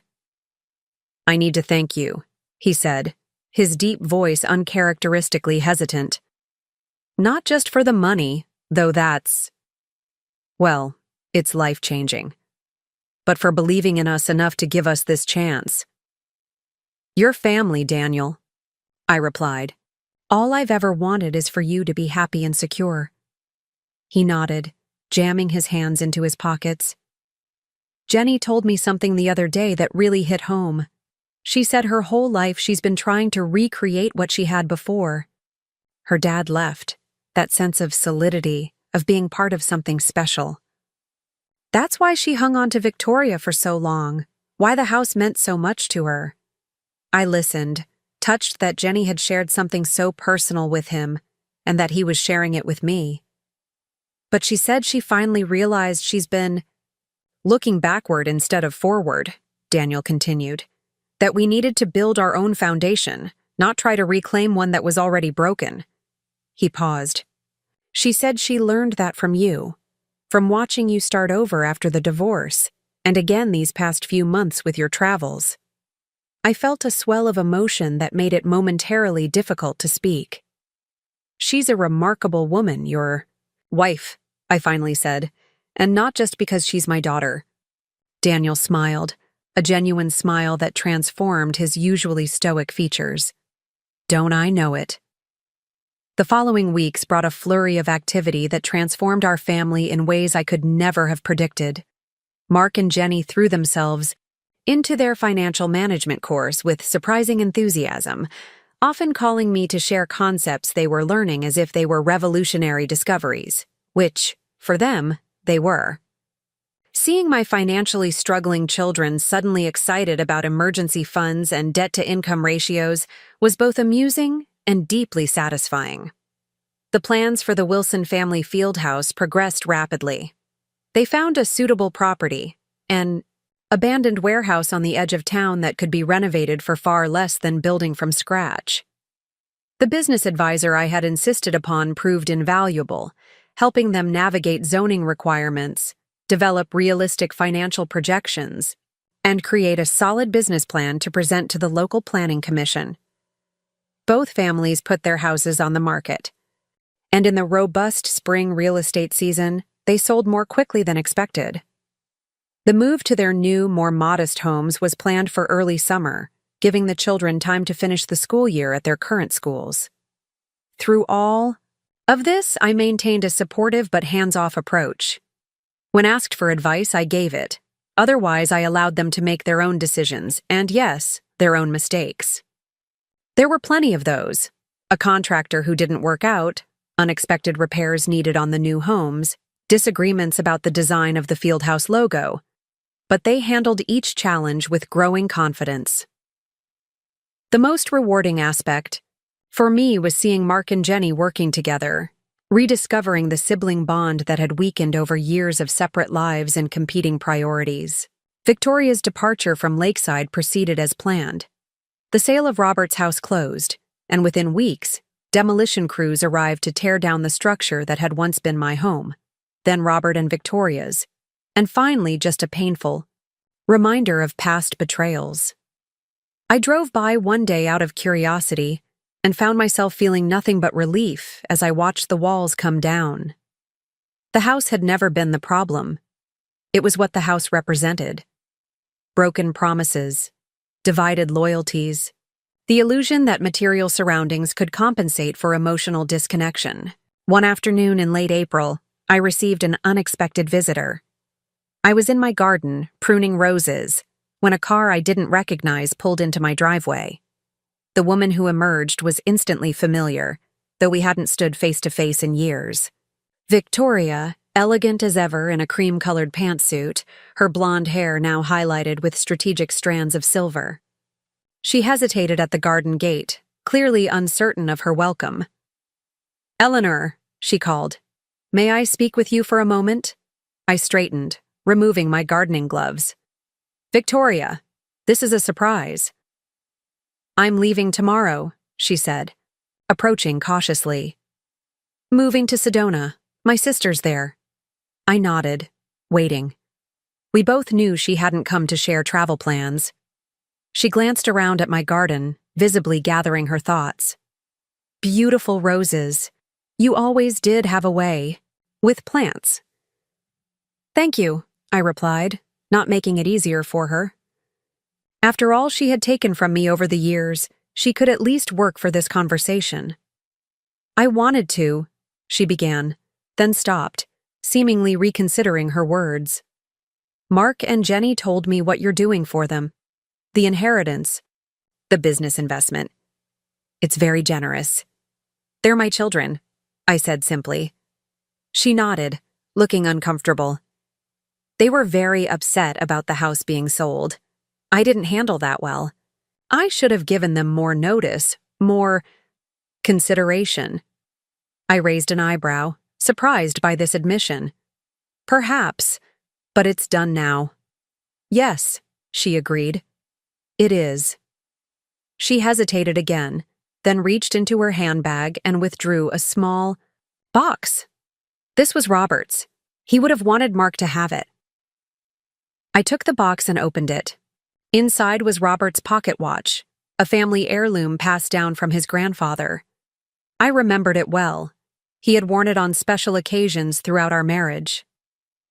Thank you, I said, genuinely appreciative of the gesture. Mark will treasure this. Victoria nodded, then said abruptly, I never apologized to you, not properly.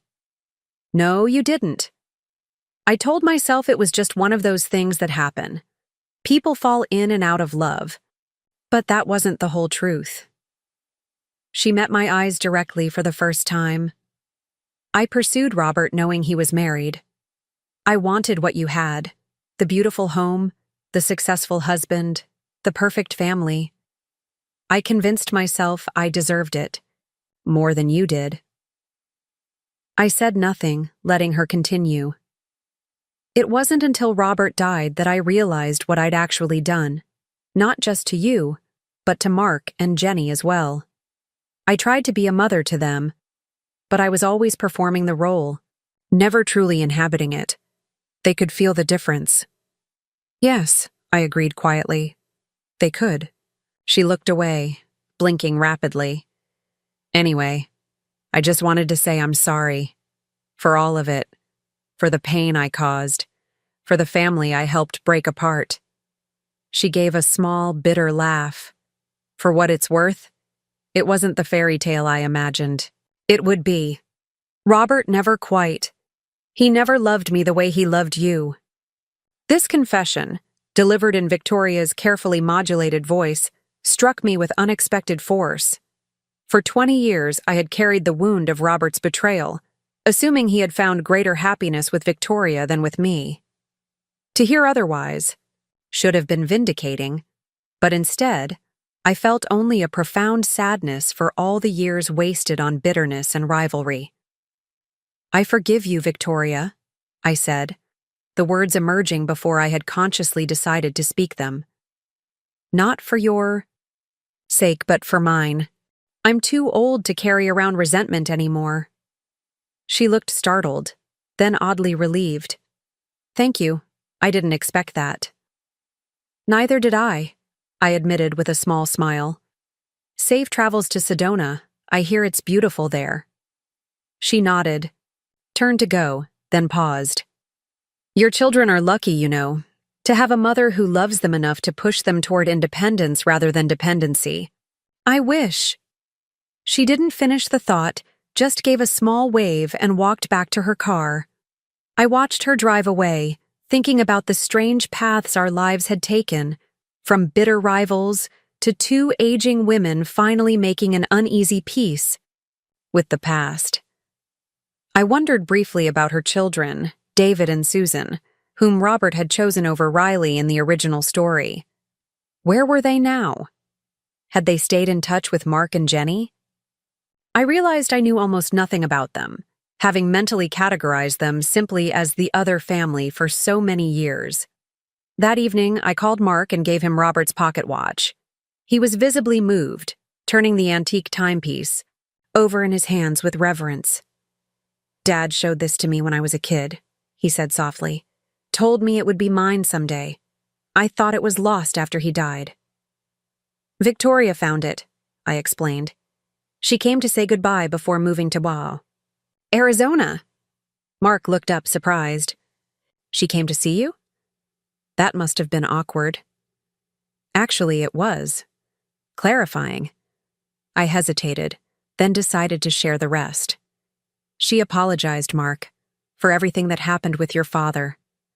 He was silent for a moment, absorbing this. Did it help, hearing her say that after all this time? I considered the question carefully. I think it did, though not in the way I might have expected years ago. It made me realize how much energy I've spent holding on to old hurts, defining myself by what was taken from me rather than what I still had. Which was us, Mark said quietly. Yes, I agreed. Always you and Jenny, and now your children too. He smiled, slipping the watch into his pocket. Speaking of the next generation, Olivia wanted me to ask you something. She's been researching colleges and there's a weekend tour at Northwestern next month.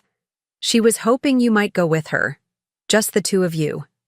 A grandmother-granddaughter trip. I'd love to, I said, touched by the invitation. But why me instead of you or Sophia? Mark's expression grew thoughtful. I think she was inspired by your travels. She said something about wanting to see the world through your eyes for a change. He chuckled. Plus, she thinks you're cool now that you've become an adventurer. Well, we can't waste this brief window where a 17-year-old finds her grandmother cool, I laughed. Tell her I'm in. The Northwestern trip with Olivia became the first of many shared journeys. While I had initially cut my national parks tour short to return to Lakeside, I soon found ways to combine my newfound love of travel with strengthening family bonds. Lucas joined me for a weekend in Washington, D.C., where his burgeoning interest in history made the museums come alive. Emma and I took a 3-day trip to New York, seeing Broadway shows and visiting art galleries that nurtured her creative spirit. These focused, one-on-one trips allowed me to truly know my grandchildren as individuals, not just as extensions of their parents. Meanwhile, the Wilson Family Fieldhouse project moved from planning to reality. Ground was broken in late summer, with the entire family present for the ceremony. The local newspaper covered the event, describing it as a much-needed community resource being developed by two of Lakeside's most prominent families. Mark and Jenny stood together for the photographs, looking confident and purposeful as they described their vision for an inclusive athletic facility that would serve children of all backgrounds and abilities. We want to create opportunities, Jenny told the reporter, especially for kids who might not otherwise have access to quality sports coaching and facilities. And we're establishing a scholarship program, Mark added, to ensure that financial constraints never prevent a child from participating. Standing off to the side, watching my children articulate this vision with such clarity and conviction, I felt a surge of pride so intense it brought tears to my eyes. This was their legacy now, not just a business, but a gift to the community. That had been our home for generations. The financial management course proved transformative for both families. They learned to budget effectively, to distinguish between needs and wants, to save systematically for future goals. Their new, more modest homes reflected this shift in priorities, comfortable and welcoming, but without the expensive trappings that had characterized their previous residences. The shared backyard quickly became the center of family life, with weekend barbecues, a vegetable garden tended by all 3 grandchildren, and even a handmade fire pit where we gathered on cool autumn evenings to roast marshmallows and tell stories. By Christmas, my 71st, the transformation was complete. We celebrated at Mark's new home, which was decorated simply but beautifully. The gifts exchanged were thoughtful rather than extravagant. Hand-knitted scarves, photo albums, books chosen with specific interests in mind. Emma had painted a watercolor of my garden that brought me to tears with its sensitivity and attention to detail. Olivia gave me a travel journal for my next adventure, its pages already partially filled with research she had done on potential destinations. After dinner, as we sat around the fireplace sipping hot chocolate, Mark raised his mug in a toast. To Mom, he said, his voice warm with affection. Who gave us the greatest gift of all this year? Not just financial support, but the push we needed to become the people we were meant to be. To Grandma, echoed Olivia, raising her own mug. The coolest 71-year-old adventurer we know. To Eleanor, Daniel added, with a nod of deep respect, who taught us all that it's never too late to start a new chapter. As I looked around at these dear faces, my children, their spouses, my grandchildren. I felt a sense of completion that had eluded me for decades. The journey hadn't been easy. There had been painful confrontations, difficult truths, reluctant admissions of past mistakes. But through it all, we had emerged stronger, more authentic, more connected. And, to all of you, I responded, raising my own mug, for having the courage to change, to grow, to build something new together. Later that night, as I prepared to leave, Jenny pulled me aside for a private word. "I've been thinking a lot about last year," she said softly. "About your birthday, and how I let you down." I shook my head. "That's ancient history now, Jenny." "No, I need to say this." She took a deep breath. "I was so caught up in my own needs, in Victoria's drama, in keeping up appearances, that I forgot what really matters. I forgot to honor the one person who has always, always been there for us." Her eyes filled with tears. "I'm so sorry, Mom." I pulled her into a tight embrace, feeling her tears dampen my shoulder. "I know, sweetheart. And I forgive you. I forgave you a long time ago." She pulled back, wiping her eyes. "Your birthday is coming up again in August. We want to do something really special this year. All of us together. Would that be okay?" I smiled, touching her cheek gently. "That would be lovely. But you should know I'm planning a trip to Europe in September. Paris, Rome, Barcelona, all the places I've always wanted to see." Instead of disappointment, Jenny's face lit up with genuine enthusiasm. "That sounds amazing. You have to send us pictures, call us from each city. Maybe next summer we could all go somewhere together, a big family trip." This reaction, so different from the guilt-inducing protest of a year ago, was perhaps the clearest indicator of how much had changed. My daughter now saw my independence as something to celebrate rather than something that threatened her security. "I'd like that very much," I told her. "A family adventure." As I drove home that night, through the quiet streets of Lakeside, decorated with holiday lights, I reflected on the extraordinary year just past.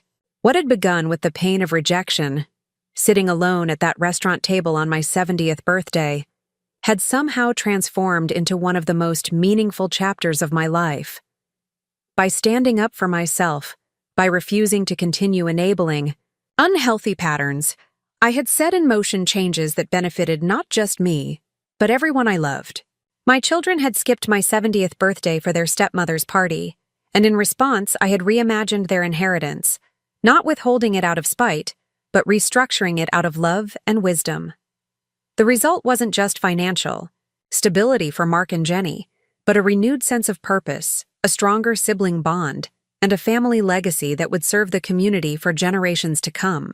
As for me, Eleanor Wilson, once defined primarily as Robert's ex-wife and Mark and Jenny's mother, I had discovered a new identity. Traveler, adventurer, wise matriarch who had found the perfect balance between family connection and personal freedom. At 71, I was just getting started. 5 years have passed since that pivotal 70th birthday that changed everything. At 75, I find myself sitting on the terrace of a small cafe in Santorini, watching the Mediterranean. Sun cast golden light across whitewashed buildings and the impossibly blue sea beyond. This is my third visit to Greece. I've developed a particular fondness for the rhythm of life here, the way time seems to expand and contract according to human needs rather than mechanical schedules. My travel journal rests on the table beside my coffee cup, its pages filled with 5 years of adventures, the lavender fields of Provence, the misty mountains of Scotland, the bustling markets of Marrakesh. Some journeys taken alone, savoring the freedom of answering only to my own curiosity. Others shared with family, Mark and Sophia celebrating their 25th anniversary in Venice, Jenny overcoming her fear of flying to join me in London, all three grandchildren accompanying me on a safari in South Africa last year. A high school graduation gift for Olivia. A text message lights up my phone. Olivia sending a photo from her Northwestern University dorm room, where she's beginning her junior year studying international business. Room decorated, missing you, Grandma. Can't wait for our Thanksgiving meetup in New York. The backdrop shows the travel map we created together, with pins marking every place she's visited, and colorful strings connecting future destinations she plans to explore. I smile, typing back. Beautiful. Meeting with that professor I told you about tomorrow. We'll send updates. Love you. Olivia and I have developed a special bond these past few years, united by our shared wanderlust and curiosity about the world. For her 20th birthday, I established a travel fund specifically for her educational adventures. Not an outright gift, but a matching program where I double whatever she saves from her part-time job. She's already used it for a semester in Barcelona and an archaeological dig in Peru. The waiter refills my coffee without being asked, a familiar courtesy extended to the American grandmother, who has become a regular at this cafe during her month-long stay. Your friends, they come today? He asks in careful English. Tomorrow, I confirm. My daughter and granddaughter. Jenny and Emma are flying in for the final week of my Greek sojourn, Jenny's first international trip without Daniel, who's staying behind to oversee the summer youth program at the Wilson family fieldhouse. Emma, now 17, has been counting down the days, filling our family group chat with questions about what to pack and which islands we'll visit. The fieldhouse.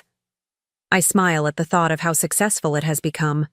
What began as a modest community sports facility has expanded into a true lakeside institution, offering everything from competitive team sports to senior fitness classes, adaptive athletics for children with disabilities to professional training for aspiring college athletes. 4 years after opening, they had to expand the building to accommodate growing demand. Mark and Jenny still run it together, their complementary skills creating a harmony in their professional relationship that has spilled over into their personal connection as well. My phone chimes again. This time a message from Lucas, now 19, and studying engineering at Michigan State. Grandma, guess what? Got the internship at NASA for next summer. Thanks for connecting me with Dr. Harrison. My heart swells with pride. Lucas had struggled academically in high school until we discovered his aptitude for mechanical engineering during a summer robotics camp I had enrolled him in. When I mentioned his talent to my seatmate on a flight to Houston, who happened to be a senior NASA engineer, a mentorship was born that has guided Lucas toward his current path. I contemplate ordering a celebratory glass of wine to toast Lucas's achievement when another message appears. This one from Mark with a photo. Attachment. It shows the newly installed sign in front of the Fieldhouse's latest addition, the Eleanor Wilson Senior Wellness Center. Beneath it, a simple caption. Surprise. Wanted you to be the first to see it, even from halfway around the world. Tears spring to my eyes before I can stop them. The Senior Wellness Center had been Jenny's idea. A dedicated space offering, exercise classes, health screenings, and social activities specifically designed for Lakeside's aging population.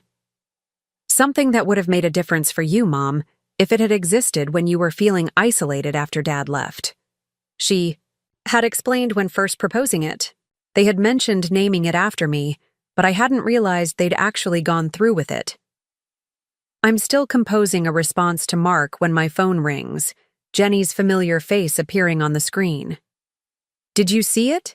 She asks immediately, when I answer. Mark wasn't supposed to send that until the official opening next month, but he couldn't wait. It's beautiful, I say, my voice thick with emotion, though I'm not sure I deserve such an honor. Jenny laughs, the sound carrying across thousands of miles with perfect clarity. Mom, who are you kidding? That center exists because of you, and not just because you helped fund it. Your whole reinvention after 70 inspired it. We've already got a waiting list of seniors signing up for the travel preparation classes. Travel preparation classes? Physical conditioning, financial planning, and technology training specifically for older adults who want to travel independently, she explains. We're calling it the Eleanor Wilson Method, exploring the world after 70. I laugh despite my tears. You're making me sound like a lifestyle brand. You kind of are, Jenny teases. Half the retirement community in Lakeside has your travel blog bookmarked. Mrs. Abernathy from your old book club just got back from Portugal, solo, and she's 82. This makes me smile. After my first few international trips, I had indeed started a simple travel blog, initially just as a way to share photos and stories with family without clogging their email inboxes. Somehow, it had gained a modest following among seniors seeking authentic travel experiences suited to their age and interests. I never monetized it or sought wider attention, but I admit to a certain pride in knowing that my adventures might be inspiring others to expand their horizons. How's everything else at home? I ask, shifting the subject away from myself. Jenny's voice takes on the energetic tone that always emerges when she talks about work. The summer programs are filled to capacity. Daniel's coaching the middle school basketball clinic, and they just qualified for the state tournament. Emma's running the art program for elementary kids. It was her idea to combine sports with creative activities, and the parents love it. And Mark? Sophia? They're good. Sophia's physical therapy practice at the field house is thriving. She's had to hire 2 additional therapists. And Mark? She hesitates. Well, Victoria called him last week. My attention sharpens. Victoria? I haven't heard that name in years. What did she want? Her brother David is having some health problems. Apparently, he never got his life together, even after all this time. No insurance, mounting medical bills. She was hoping Mark might have some advice. And did he? Jenny sighs. He offered to help David apply for assistance programs, maybe find some clinical trials for his condition. But Victoria was fishing for financial help, I think. I see. Victoria reaching out after all this time doesn't particularly surprise me. What does interest me is Mark's response. Practical assistance rather than an immediate checkbook solution.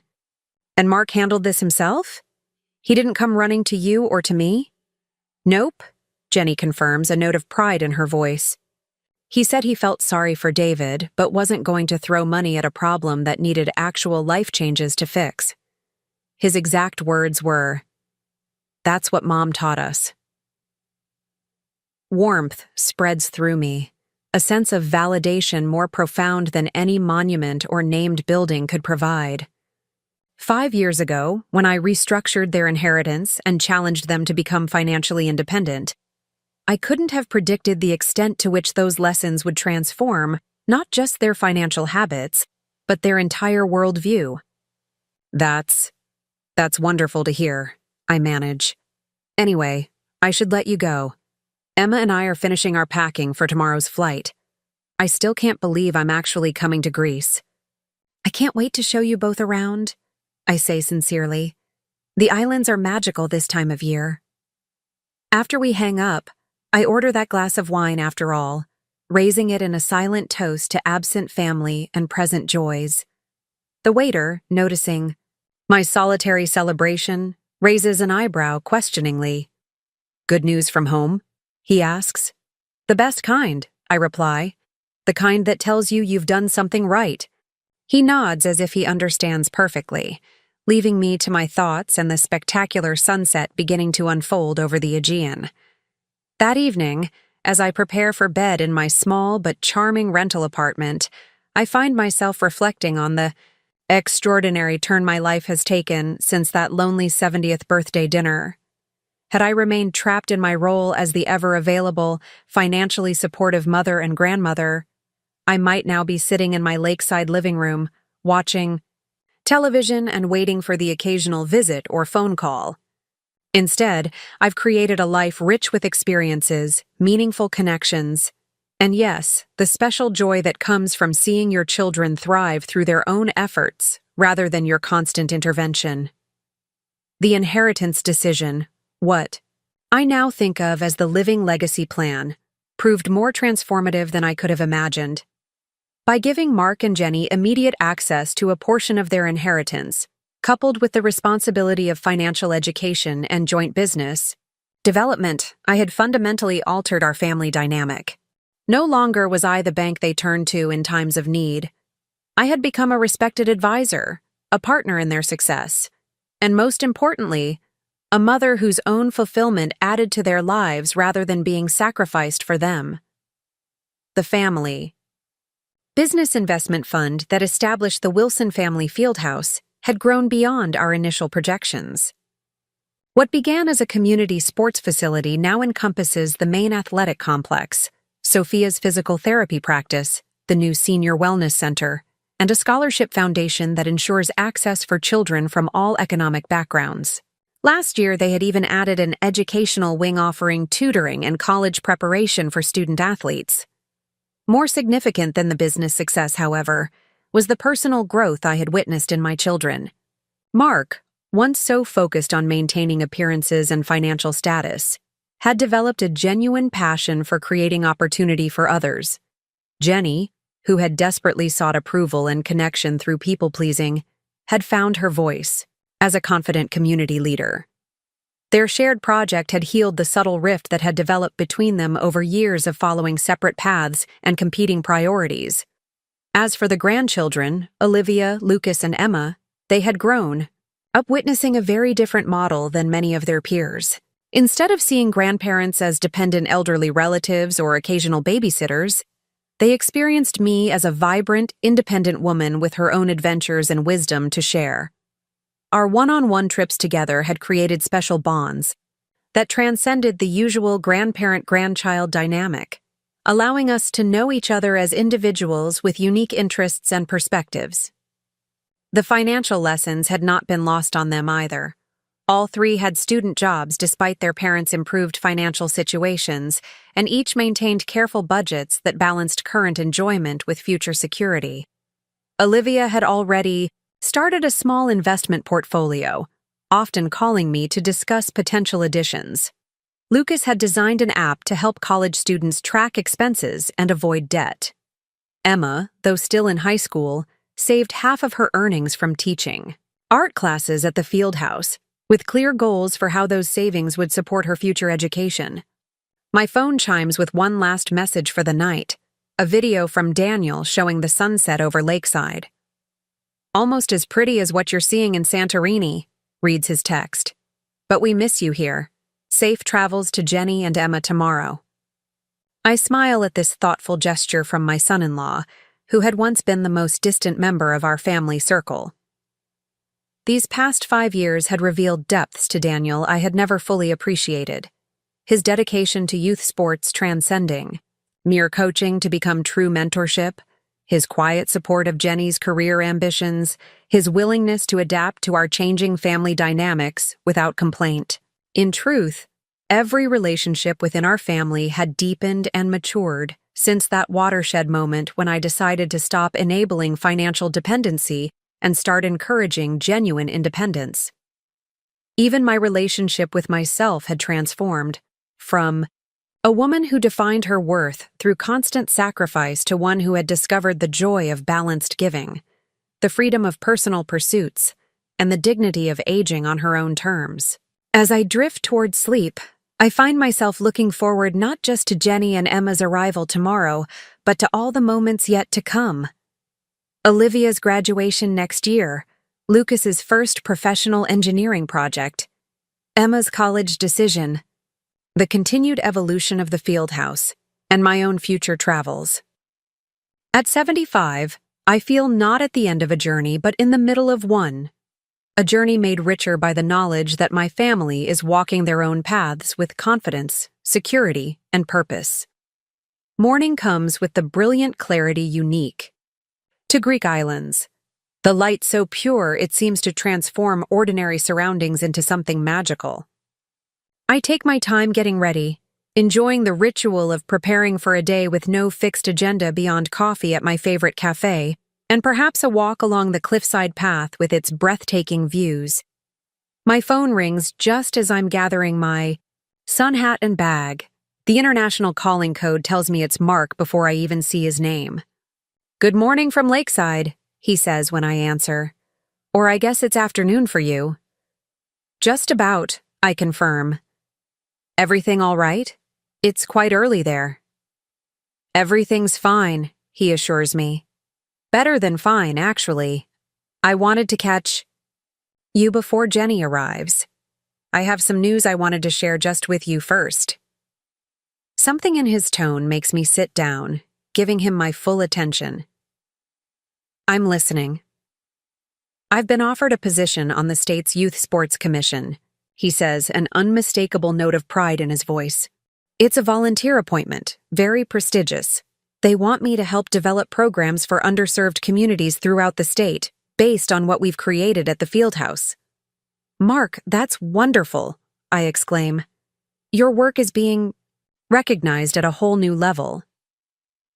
"It means more travel, more responsibility," he continues. "I'd need to reorganize some of my duties at the Fieldhouse, trust others to handle things I've always managed personally." I understand immediately why he's calling. Even after 5 years of growing independence, my children still occasionally seek my blessing for major decisions. Not from financial dependency now, but from a place of respect and connection.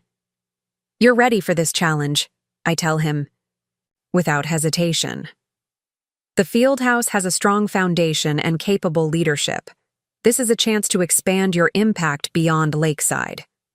He exhales, tension releasing audibly. "That's what Sophia said too. But I wanted your perspective. You've always seen things more clearly than anyone." "When did this become official?" I ask. "The governor called yesterday afternoon. The formal announcement will be next week." He pauses, then adds, "It's a direct result of the Eleanor Wilson Senior Wellness Center, you know. The state health director toured the facility last month and was impressed by our integrated approach. Athletics for youth, wellness for seniors, resources for everyone in between. She's the one who recommended me for the commission." I feel a surge of maternal pride so powerful it momentarily takes my breath away. "Your father would have been so proud of you, Mark." The mention of Robert, something I rarely do, creates a momentary silence. Then Mark says quietly, "Maybe, but it's your pride that matters to me, Mom. Everything good that's happened these past 5 years started with you having the courage to change our relationship, to push us toward real independence rather than just writing checks to solve our problems. I only showed you what was already within you," I say, blinking back tears. The strength, the vision, the capacity to build something meaningful, those qualities were always there. "But they might have remained dormant without your push," he counters. "Sometimes I think about where we'd be if you hadn't changed everything after that birthday. Probably still in houses we couldn't really afford, still secretly relying on your monthly contributions, still viewing you as the safety net rather than the inspiration you've become."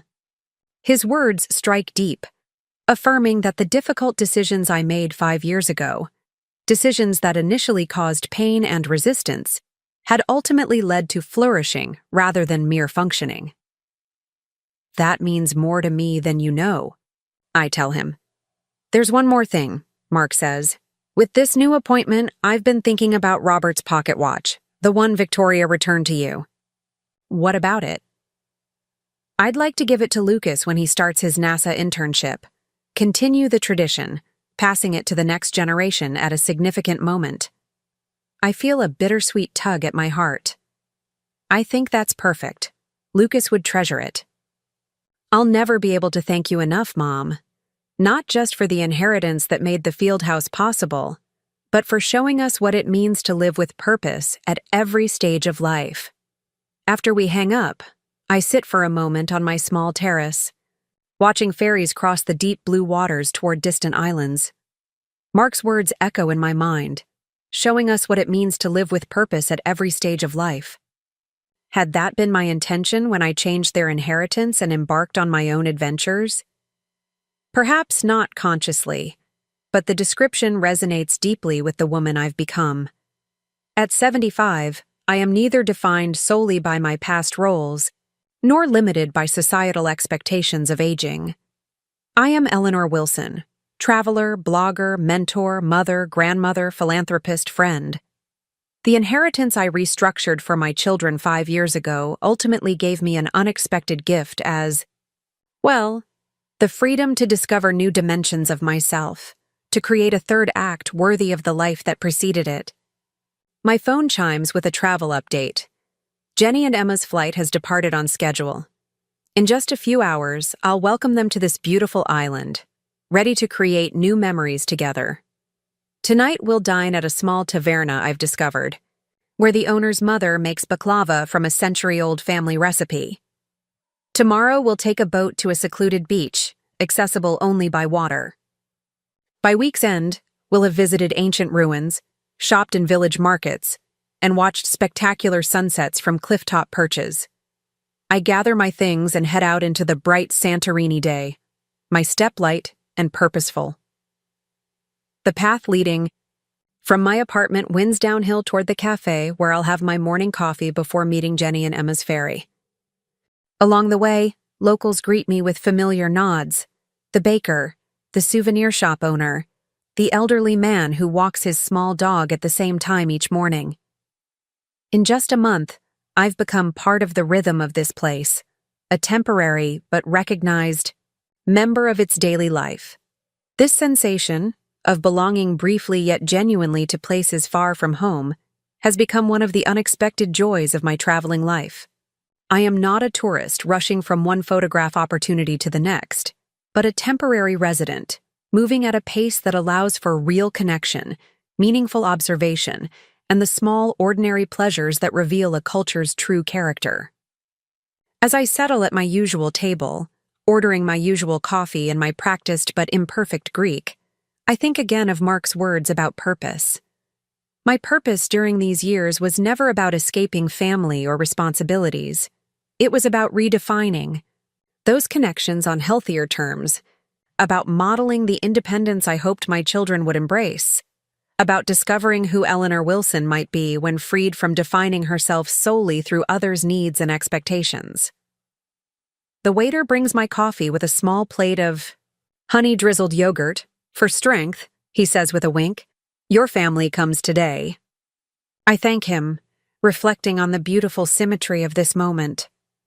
5 years ago, I sat alone at a birthday dinner, abandoned by children who had grown too dependent, yet simultaneously too distant.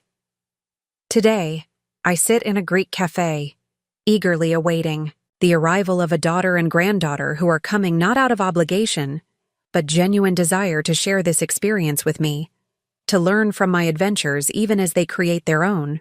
The inheritance my children skipped my birthday to gain from their stepmother never materialized in the way they might have imagined. Victoria left Lakeside with Robert's tangible legacy: the house, the furnishings, the everyday objects that accumulate over a shared life. But the true inheritance, the one that has transformed our family, came from an unexpected source. A mother and grandmother who finally understood that the greatest gift she could offer was not financial security, but the example of a life fully lived at every age. The sun climbs higher over the caldera, boats cut white paths through the azure water below, and I sip my coffee in peaceful anticipation.